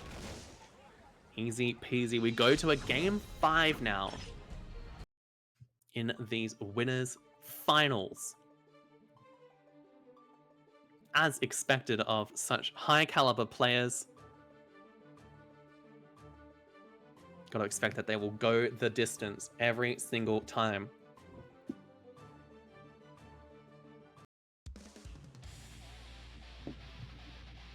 Okay, lock in. This is game 5. You win this game, you don't have to end up winning any more than another 3 games in grand finals. You lose this game, not only do you have to come in from loser's side, win 2 sets in grands, you also have to win a set over either MetallicCake or HoodRush. Both of them having an absolutely outstanding run tonight. It's really a massive ask, and it comes down to this game. Who's going to be Luca and Olliedog? Here we go, game 5 here. Winners finals of the first Antiku Ladder Series bracket for 2026. One of these players is walking away with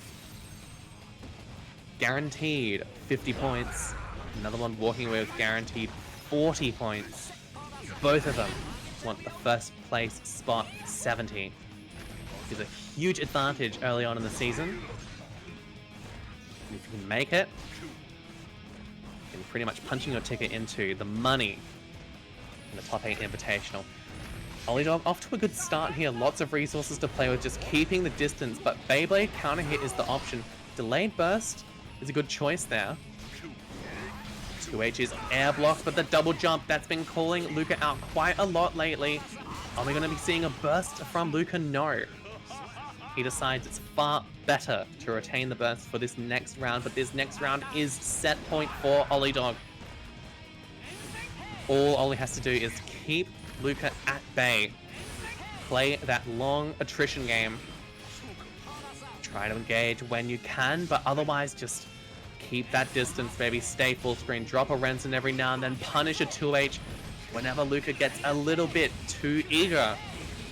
The double Renson punish as well, plus the full screen Oki. This is looking really strong for Olliedog, and Luca needs to make something serious happen now, but look at that, the JS counter hit, and you're just back in the same situation. BRC instant overhead and a timely burst from Luca, but 6H whiffs, and it's going to be easily, clinically punished by Olliedog.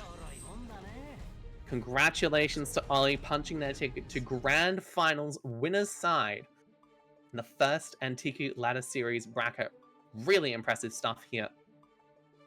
In the end, just calculated, patient play, calling out Luca's occasional risks with those 2Hs. And it ends up putting Ollie in the driver's seat in Grand Finals. They've secured themselves at least 50 points in our first Ladder Series bracket, gunning for that first place on the winner's side of things. If they can win 3 more games, then they cinch the first place spot and 70 points. Meanwhile, Luca, down in losers finals, faces the winner of this next match we're about to see, HoodRush versus MetallicCake. Luca guaranteed 40 points, wants to make it 50, wants to make it 70. But you never know.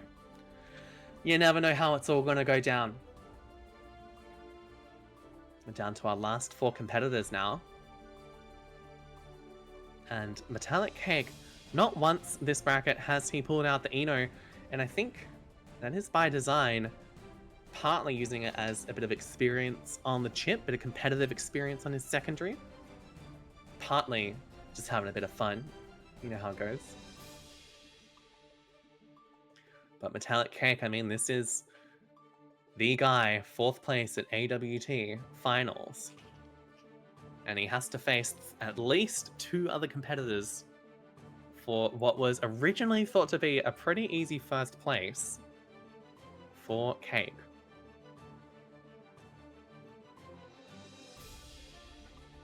Just waiting on a little bit more of a connection issue. HoodRush, it happens, man. Born in Western Australia, what can you do? What can you really do? Just chilling. Thank you all so much for tuning in. By the way, it's been a crazy start to this 2026 Antiku Ladder Series. Hope you have all enjoyed it as much as I have enjoyed casting it. But OCE's strongest competitors have been on display tonight. A lot of upsets as we've seen.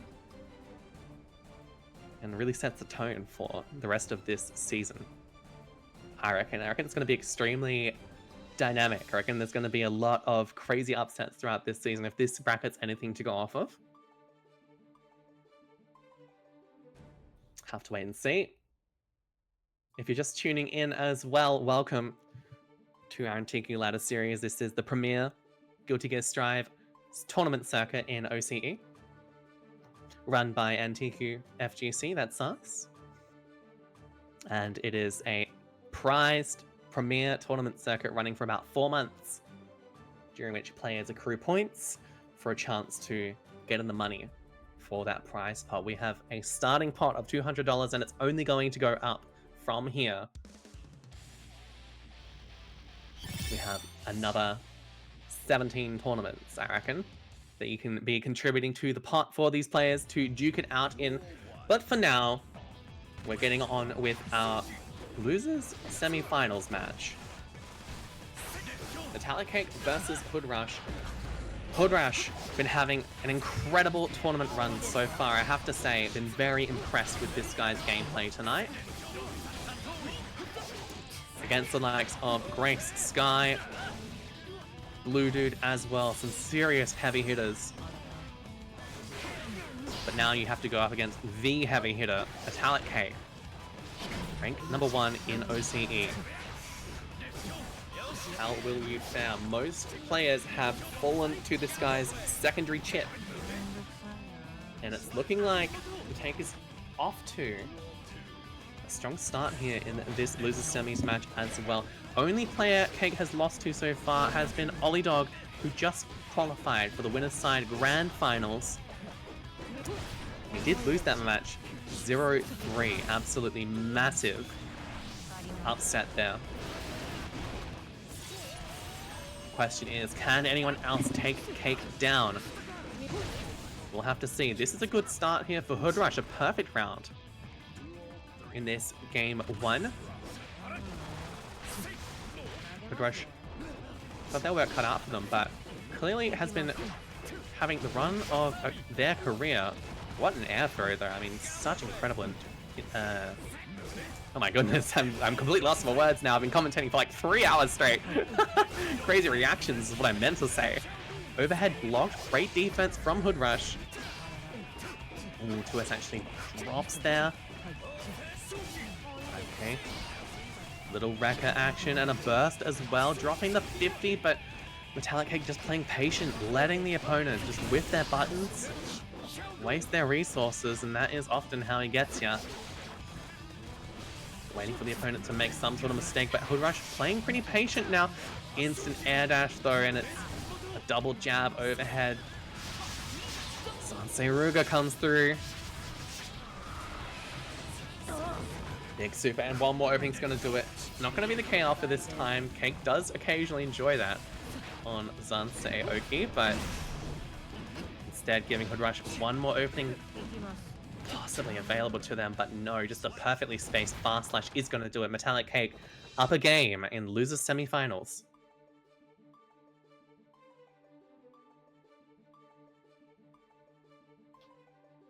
Okay. He's staying solid on this Chipp, I have to say. Apart from the one set, every other one he has just been so dominating.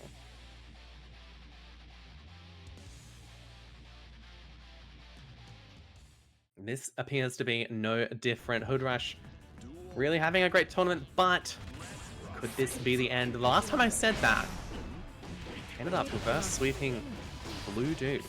So maybe too early to call, I reckon. Blade comes through. Good choice by Metallic on defense. Flick kick, PRC, dash up jab, and now you're stuck in the corner, dealing with all this pressure yet again. Oh my goodness, overhead comes through now. A very timely burst from HoodRush, but MetallicCake just instantly challenging by run up jab, run up 5p. Not afraid to deal with it. The throw is actually whiffs, but we're punished. It's burst to keep the corner. Oh my goodness gracious, just flying around the screen. Oh, but your throw is actually fuzzy jump, and we have RC to extend here. Not even gonna need it. Flip kick is enough to kill, and good recognition by HoodRush. Such good defense out of this guy tonight, I have to say. Flip kick again, 2S. And a delay roundhouse kick as well. Do we have enough to get on the wall slat? We do. Fully charged dust is the option now, and MetallicCake on the back foot here. 2S, great 6p on the spiral arrow. Excellent reaction by Cake. Oh my goodness. Throw on Oki. Mix them up. Staying safe, but these run-up throws, they're just not really working out for Metallic right now. Instead, we're having to drop the burst just to stay in the driver's seat here, but what a jab. With a lot of meter to play with. Great block here from HoodRush. Oh my god, but the tap dust RC doesn't come through, and instead HoodRush takes full advantage, tying it up with MetallicCake 1-1 in his losers semi-final set. And who would have thought, man? You know, gone are the days where players like MetallicCake would just sweep through brackets 3-0, 3-0, 3-0. Completely unchallenged. Those times are gone now. OCE is really pulling out in full force against the old guard. The new gen is really pulling up and showing who's boss here. HoodRush, Olliedog, and Luca all clearly on similar footing to this guy. Can HoodRush turn this into a full set? That really is the question. It's a great thing to get one. Oh my goodness, the back throw. It's enough to get one game, but you really need a full set available to you. Burst to keep the corner. A massive counter hit 2H is the choice here by MetallicCake. I mean, HoodRush. And then the 2S calls out, but no, we're caught. Unfortunately, throw on wake up. Oh, the air throw as well. MetallicCake not done yet. full meter for both sides here. Gets the knockdown. Where do you go from here? It's so difficult to deal with all this pressure. No super from MetallicCake. I reckon that would have killed. Now you're giving HoodRush a chance back into the game. Alpha comes through. Dive kick. Oh, but perfect spacing out of MetallicCake with that 5k. Absolutely clinical out of that guy. Excellent awareness from the Chipp player. Now, counter hit fast slash puts HoodRush in a good position. Sends him through the wall.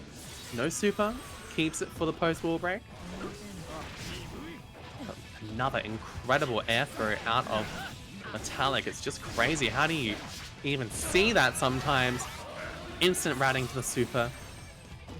Let's run some Ogre. We have a lot of resources available on the Geo side. Little jump action is available, but oh, but no. PRC into the low. It's Chipp classic. Where to from here? It's Gold Burst, but another air throw out of MetallicCake. Absolutely crazy here. Playing just fully in the driver's seat. Even though HoodRush is the one with the meter advantage, calls out a backdash there. Gets the burst out of MetallicCake. He wants this game right here and now. Oh, 2S finds its mark, and we have the RC to extend as well. Jump cancel routes available. Very opportunistic play for HoodRush, and they do have the resource advantage going into this round 3. Bit more burst than Cake has.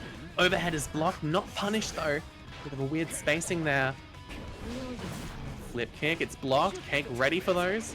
Oh wow, and your 6B attempt is punished there by HoodRush. Great awareness. No super though, and then, I don't know, I would have run a bit of a hard knockdown situation, but what do I know? 2H counter hit doesn't actually get converted into anything. That's so tough. Blocking the Alpha Blade. Oh, and no conversion. Tries a run up throw, super jump out. It's gonna leave you no punish, and one more opening is gonna do it for HoodRush. It's the run up throw. And HoodRush is up 2-1 over MetallicCake. Crazy set of circumstances in this first bracket. I gotta say, who would have thought? Are we going to see the Eno now? This would be Metallic's last chance to stay in this bracket. But something tells me we're going to see the Metallic Chipp yet again. Yep. Now Metallic needs to win this set, needs this game and the following if they want to secure more than 40 points. 40 points is already a great start, I have to say, but you know, could be making it 70. Really, a really strong case for first place if you break out the Eno. But no, it's going to be the Chipp going forward, at least for the rest of this set, and not like it hasn't been effective, it surely has, but HoodRush is up a full game now. Also up burst. Sort of equal health situation. It's not that bad for HoodRush, and look at this great whiff punish there with the 5k. Oh my goodness. Trade. Alpha Blade comes through. A little bit of stagger pressure for your Wednesday. Tries a jab out, doesn't really work out. Flip kick RC. Stays safe, but look at this now. 2D whiffs, and MetallicCake just sees the opportunity to run in. Burst is robbed here by HoodRush. Tries a little neutral skip there with the PRC, but it's just not going to work out. Metallic navigating that situation with just a lot of finesse there. Run up throw on Oki. Cake really staking his claim now. Cancel into the Fujiyama Geisha. Send him on through. Nice air away there by HoodRush. But really has to make a bit of a miracle happen. Run up throw, so much confidence out of MetallicCake, not afraid just to run his game plan. I mean, look at this. The two, where to challenge, where can you just get air thrown out of your jump out attempt? Sears actually whiffs. Not that huge a deal. Jump cancel, and another air throw.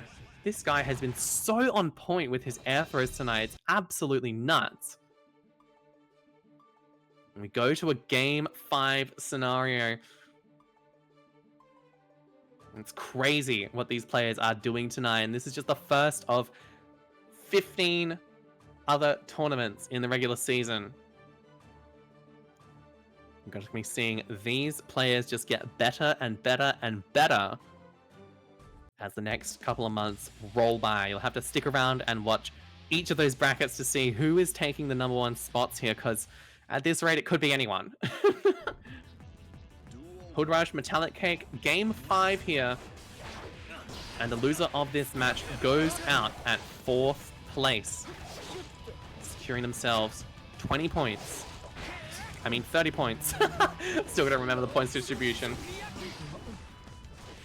30 points available, but the winner secures 40. Both of these players won it. HoodRush has been having such an extremely good bracket run so far, but could this be the end of it?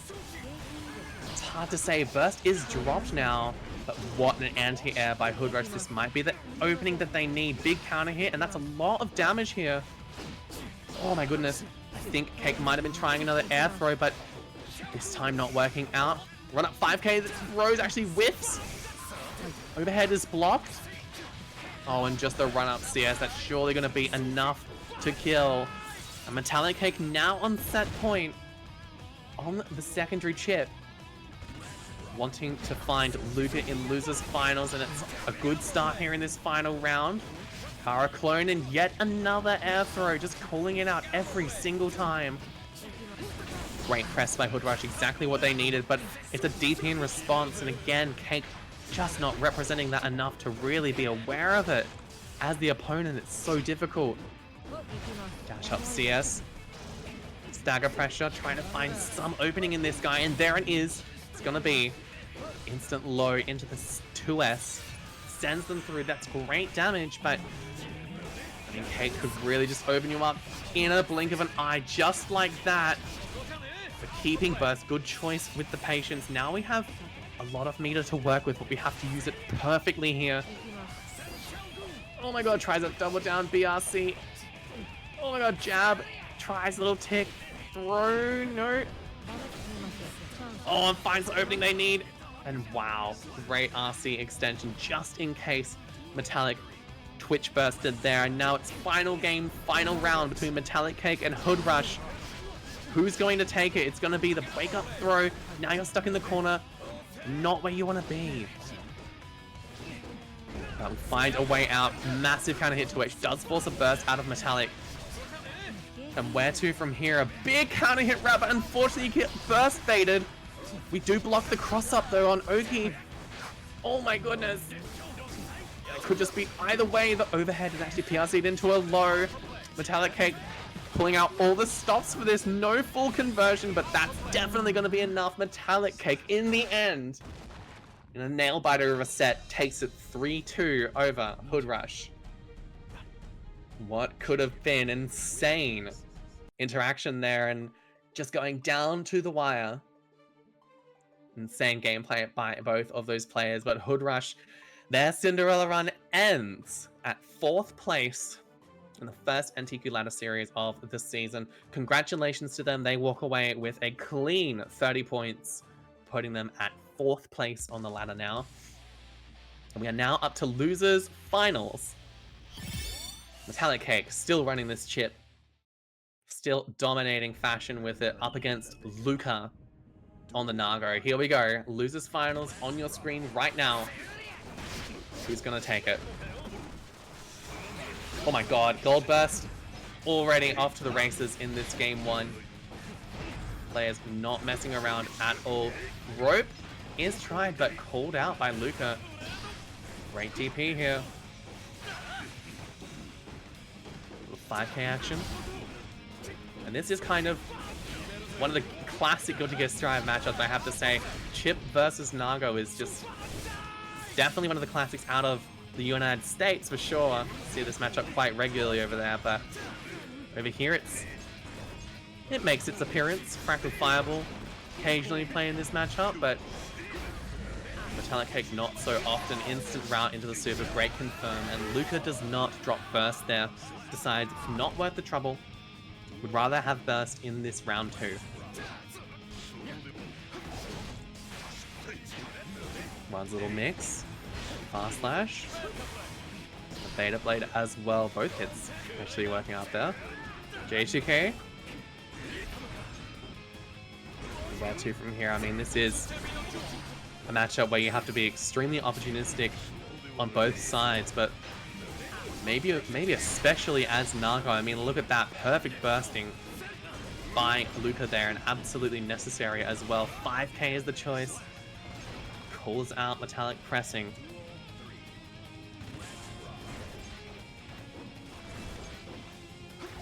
Scouting each other out. Tossing out a poke hero there. Instant overhead. Finds the mark, and a huge counter hit 2H. We actually don't convert off of that one. Oh my goodness. 5k run up throw. Cake playing so fast right now, and he knows he has to into a player like this. Again, 5k run up throw. Another tick throw. And Luca having to deal with all of this shenanigans. Look at this. Deflect shield just barely still active enough. In that situation, overhead again, routed into the low, and we get follow-up conversion. A perfect round, and that really did look like a perfect round out of MetallicCake there. Up a game over Luca.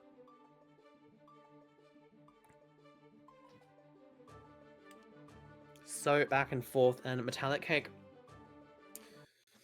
really trying to prove that his loss to Olliedog was just a once-off.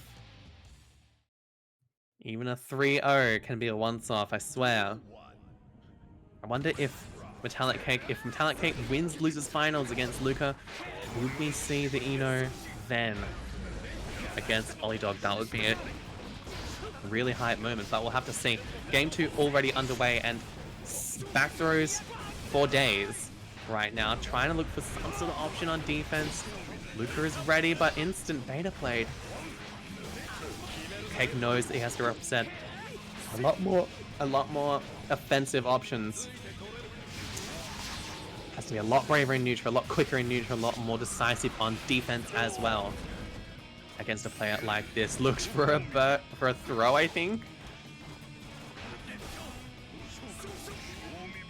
Instant racket 2. Nice stuff from Cake, and Luca looking maybe just a little lost, maybe just a little slow here against the speed of MetallicCake. Oh my god, 2k 2D, it's IB'd, it's punished. Crazy that you would go for a throw there and he just didn't route into a special. Oh my gosh, punish with the fast slash, it forces a burst out of Luca. Jab, jab. Instant overhead with the PRC to extend, and the rope pick up too. Send them through with the super. This is looking so decisive right now by MetallicCake. Oh my goodness. Alpha Blade, and I don't even know what side that hit on, but clearly Luca guessed wrong, and that's 2 games. In the blink of an eye, MetallicCake is up 2 games over Luca in losers finals here. Ready, willing, and able to go straight to grand finals and win 2 sets in a row to take this entire tournament. But I've seen Luca come back from worse, and Olliedog is playing absolutely on fire tonight. Here we go, game 3 that could all be over for Luca right here and now if something doesn't change quickly. Playing safe. Both players just chilling, and look at this. MetallicCake just waiting for his opponent to make a mistake and then fully capitalize, hitting the accelerator right there. Full dash in 2k, and it was a cross-up JH. And get crossed up on the Alpha Blade as well. Nice jab out by Luca, and a back throw to boot. This is sort of the mind games you need right now, but what a jump out by Metallic. Where to from here? It's so difficult. You press a button into this guy, it feels like you're just making a mistake, as he will just run in and take full advantage in some way or other. Look at that, and already MetallicCake on set point here. About to take a clean 3-0 over Luca, unless he makes a miracle happen right now. And it just isn't looking so likely. Coast to coast, but Rekka 3? Oh my goodness. What a jump back. Absolutely genius level jump back there to avoid the air throw from Luca, who was ready for it. Oh my goodness, 2 HPRC finally calling out Metallic's instant with punish attempt. But wow, oh my god, how do you even deal with this guy? IBs the gold burst and builds the meter into the super. This is such a devastating position to be in as Luca. Not many resources to work with here. Tosses out a clone, another clone, and we are massive. We drop the Yukamuyoe. First time we've seen that button in this set, and a massive fight here. This could be the start of something big. We do drop burst though. Crazy decision by MetallicCake, but maybe just enough. What can we do from here? Fast slash into the overhead. That's a huge route, and this is gonna be enough to kill. Oh my god. MetallicCake in a crazy sequence there, taking it clean 3-0 over Luca. Unbelievable gameplay from this Chipp. Didn't think we would see it go all the way without a single appearance from the Eno, but he is taking it all the way, and we are now at grand finals of our first Antiku ladder series bracket for 2026. Olliedog on the winner's side of grands, MetallicCake on the loser's side, and Metallic did lose the original set to Olliedog. This is the guy who put him down.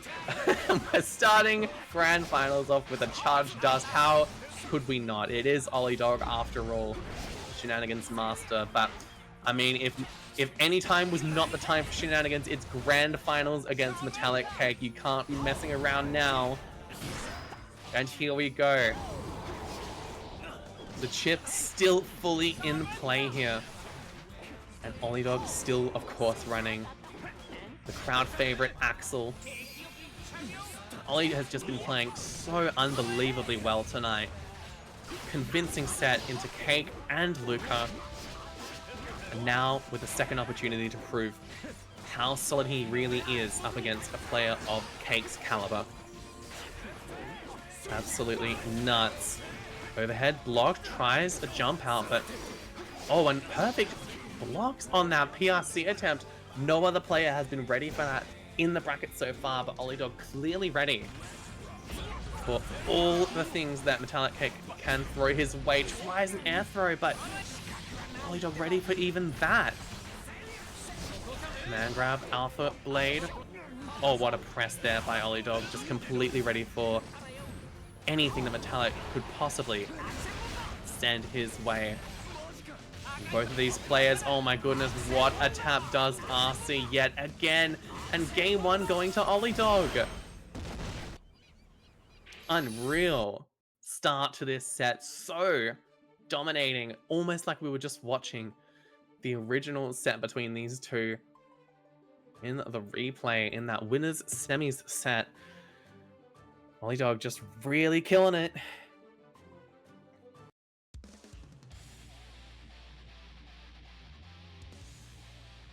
Can MetallicCake take 6 games over this guy? This is a massive hill to climb.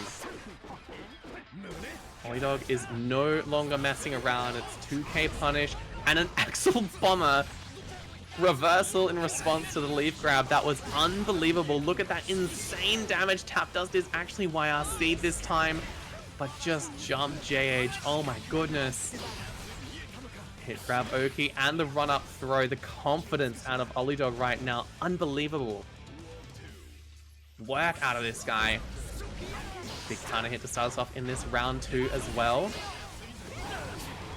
But look at this tornado, nice little conversion. Bang bang. Keeps him in the block string. The overhead finds its mark, and we do get a full conversion with the rope pickup. Send him on through.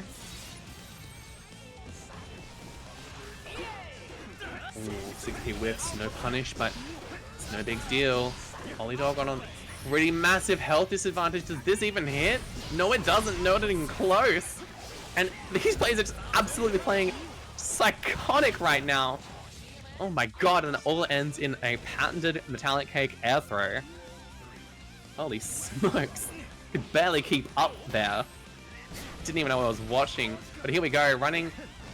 Bit of command grab, Oki. Toss a tornado, J2K on the way down. Oh, big counter hit there. Run up throw is the option here.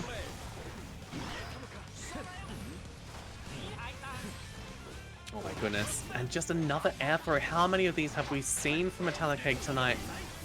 Surely at least a dozen or so in the full conversion as well to boot. Are we going to build enough burst? No, we are not.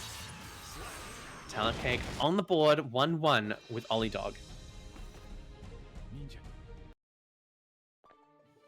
Very nice stuff there.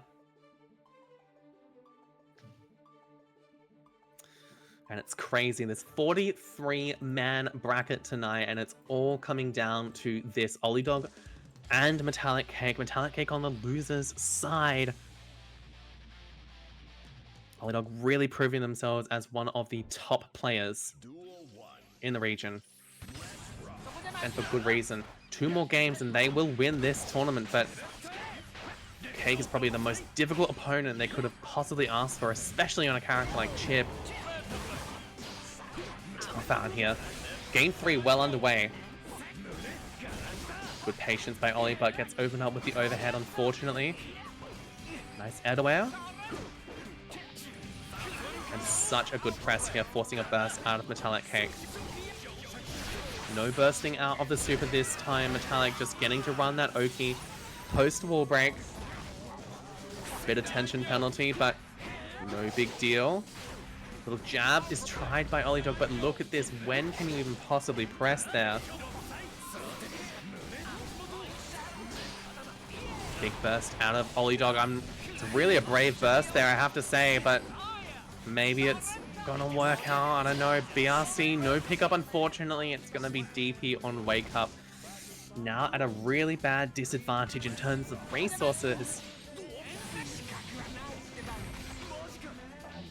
And grab 2K as well.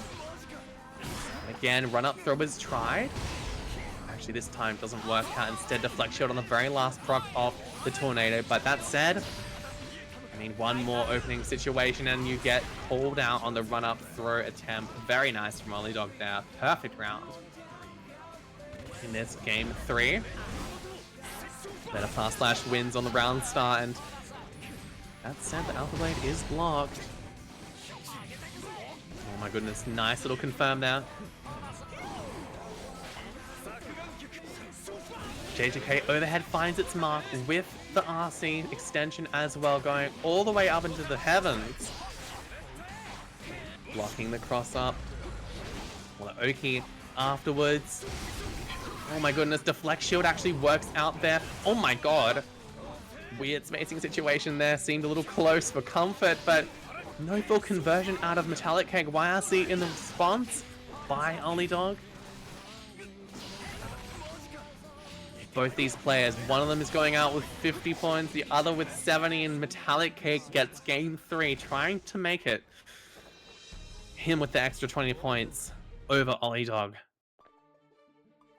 This is so difficult to manage. All that pressure from Chipp, it's just so fast. It's so overwhelming. Hard to know when to even press or what reads to go for, because if you get it wrong once, then you are in the blender. Here we go, game 4. MetallicCake just one game away from a reset. Now, where's who from here? No burst dropped just yet, but just a little tick through to get us going here. Overhead comes through. Jab, jab. Look at this pressure. Look at all what you're dealing with right now. MetallicCake just in the flow state, it looks like. Nice jab out by Olliedog. Renson. Dash bluff. Instant pop. Triple jump is the choice by MetallicCake, and look at how much damage he's already accrued despite having been in the driver's seat a lot. What a deflect shield by Olliedog, by the way. Now see, instant overhead comes through, and we are not bursting. Cake instead playing a bit more of a patient game. It's a long round there, but perhaps that's sort of how you just have to play it, right? Gotta be patient, opportunistic. Oh my god, and what a confirm off of the record too. That is unreal recognition from MetallicCake there to confirm into Super. Cross up on the Oki as well. 6H just tried. Toss the Tornado as well, and just the JH on the way down. It's so difficult to deal with. Overhead and the Super as well. Zansei Rogu, is this gonna be enough to kill? I don't know. Yes, it is in the end. MetallicCake on reset point now. Oh, what an air-to-air by Olliedog to start us off in this round. Olliedog really wants this game, really wants to take it to a game 5. Not have to go through the trouble of going another set against this guy, but I mean, look at him, he's just making it so difficult. That's a great start here for Olliedog. Low is blocked though. 6P punishes the landing recovery instead. It still seems like MetallicCake's game to lose, really. BRC, low, double low. And a jump in as well. Burst available now for Olliedog. When are we going to be dropping it? Not there. Super does not come through for MetallicCake, but it's just going to take one more opening here, I reckon, to get the burst out. Oh, the air throw is actually delayed. Oh my goodness. As it again, deflect shield. Instantly happens. Little jab with the 2P. 2K, 2D, and the gold burst comes out. Probably the best possible situation for Olliedog. Can we convert all of this? Yes, we can. A game 5 is going to happen. Both these players having to play so on point right now. Just completely capitalize on each and every opening that they get. Unreal gameplay we're watching right now, and this is just the first of many for the remainder of 2026 in OCE. Unreal. Ladder Series is shaping up to be the most competitive it's ever been. Here we go, game 5 of Grand Finals. Will we see MetallicCake taking a reset, or will we see Olliedog taking the bracket themselves? Bursts already gone in the first 7 seconds of this round. A bit of a patient approach to this neutral. 5k keep the Chipp at bay as much as possible. The BRC has been working out to great effect for Olliedog. Grab Oki, YRC in response, and where to from here? Just going to be the 2k, 6k, and now Olliedog is on set and tournament point here, up against MetallicCake, the #1 player in the region. Can he make it happen? What a block on the overhead. That's a great start here. Run that hit grab. Oki, run up, throw it, finds its mark. Olliedog is playing so crazy right now. Tap does just barely out of range. And look at this. Just keeping MetallicCake completely locked out. There we go. One jump in. It might be MetallicCake needs. Yes, the run up throw. We have 50 meters to play with, but how is Olliedog going to navigate this situation? It's so difficult to know what to do on defense in these situations, and a perfect delay with the record too. No super, but we have so many resources to play with. 5k, it's gonna be DP'd. Oh my god, an air-to-air, do we burst these? No, we don't even have an opportunity to. It's a final game, final round situation. Olliedog could take it all right here and now, or MetallicCake will take us to a grand finals reset. Where are we going? The far slash forces a burst out of Olliedog, and it's already an advantage for MetallicCake. Both bursts now off the table. Oh my goodness, and a massive counter hit JH. Ollie making the absolute most of this right now. Run that hit grab. Oki, run up, throw. It finds its mark. Another hit grab. And the run up throw is actually fuzzy jump this time. Oh my god. Counter hit 2D. Big BRC extension. Is this going to be enough to kill the Axle Bomber? It is! And Olliedog on the Axle, taking the first Antiku Strive Ladder Series for 2026 over MetallicCake, the best player in Oceania. Incredible stuff from the OCE crowd and players, but Olliedog absolutely killing it tonight. Unbelievable fashion, defeating MetallicCake not just once, but twice. And that's what makes him the GOAT, baby. MetallicCake, second place behind the Axelmane tonight, winning 50 points, and Olliedog out to an incredible lead in 2026 with 70 ladder points accrued off the back of his victory tonight. Congratulations to Ollie, to Metallic, Luca, and all of our competitors tonight, those who won points and those who didn't. Great effort here by everyone, playing out of their minds. Some incredible upsets tonight. Absolutely stunning gameplay, I gotta say. Thank you all for watching. We really appreciate it. As I mentioned, this is our first Antiku Ladder series for the year, the third installment overall, and it is a prize tournament. Currently, the prize pot sits at $200, but that is only ever going to be going up and up and up this year. We are going to be running this circuit for the next 4 or so months, and if you want to donate to the prize pool, feel free to hit !donate and donate at the link there. Otherwise, we will keep on ticking on with some incredible, really incredible gameplay like what we watched tonight. So thank you all so much for watching. It's been a pleasure. My name is Tartarus. You'll catch me at a later Antiku Ladder series stream. For now, we're going to be rating GL Phoenix, one of our favorite commentators and one of our commentators for the 2026 series as well. Have a lovely night, evening, everyone.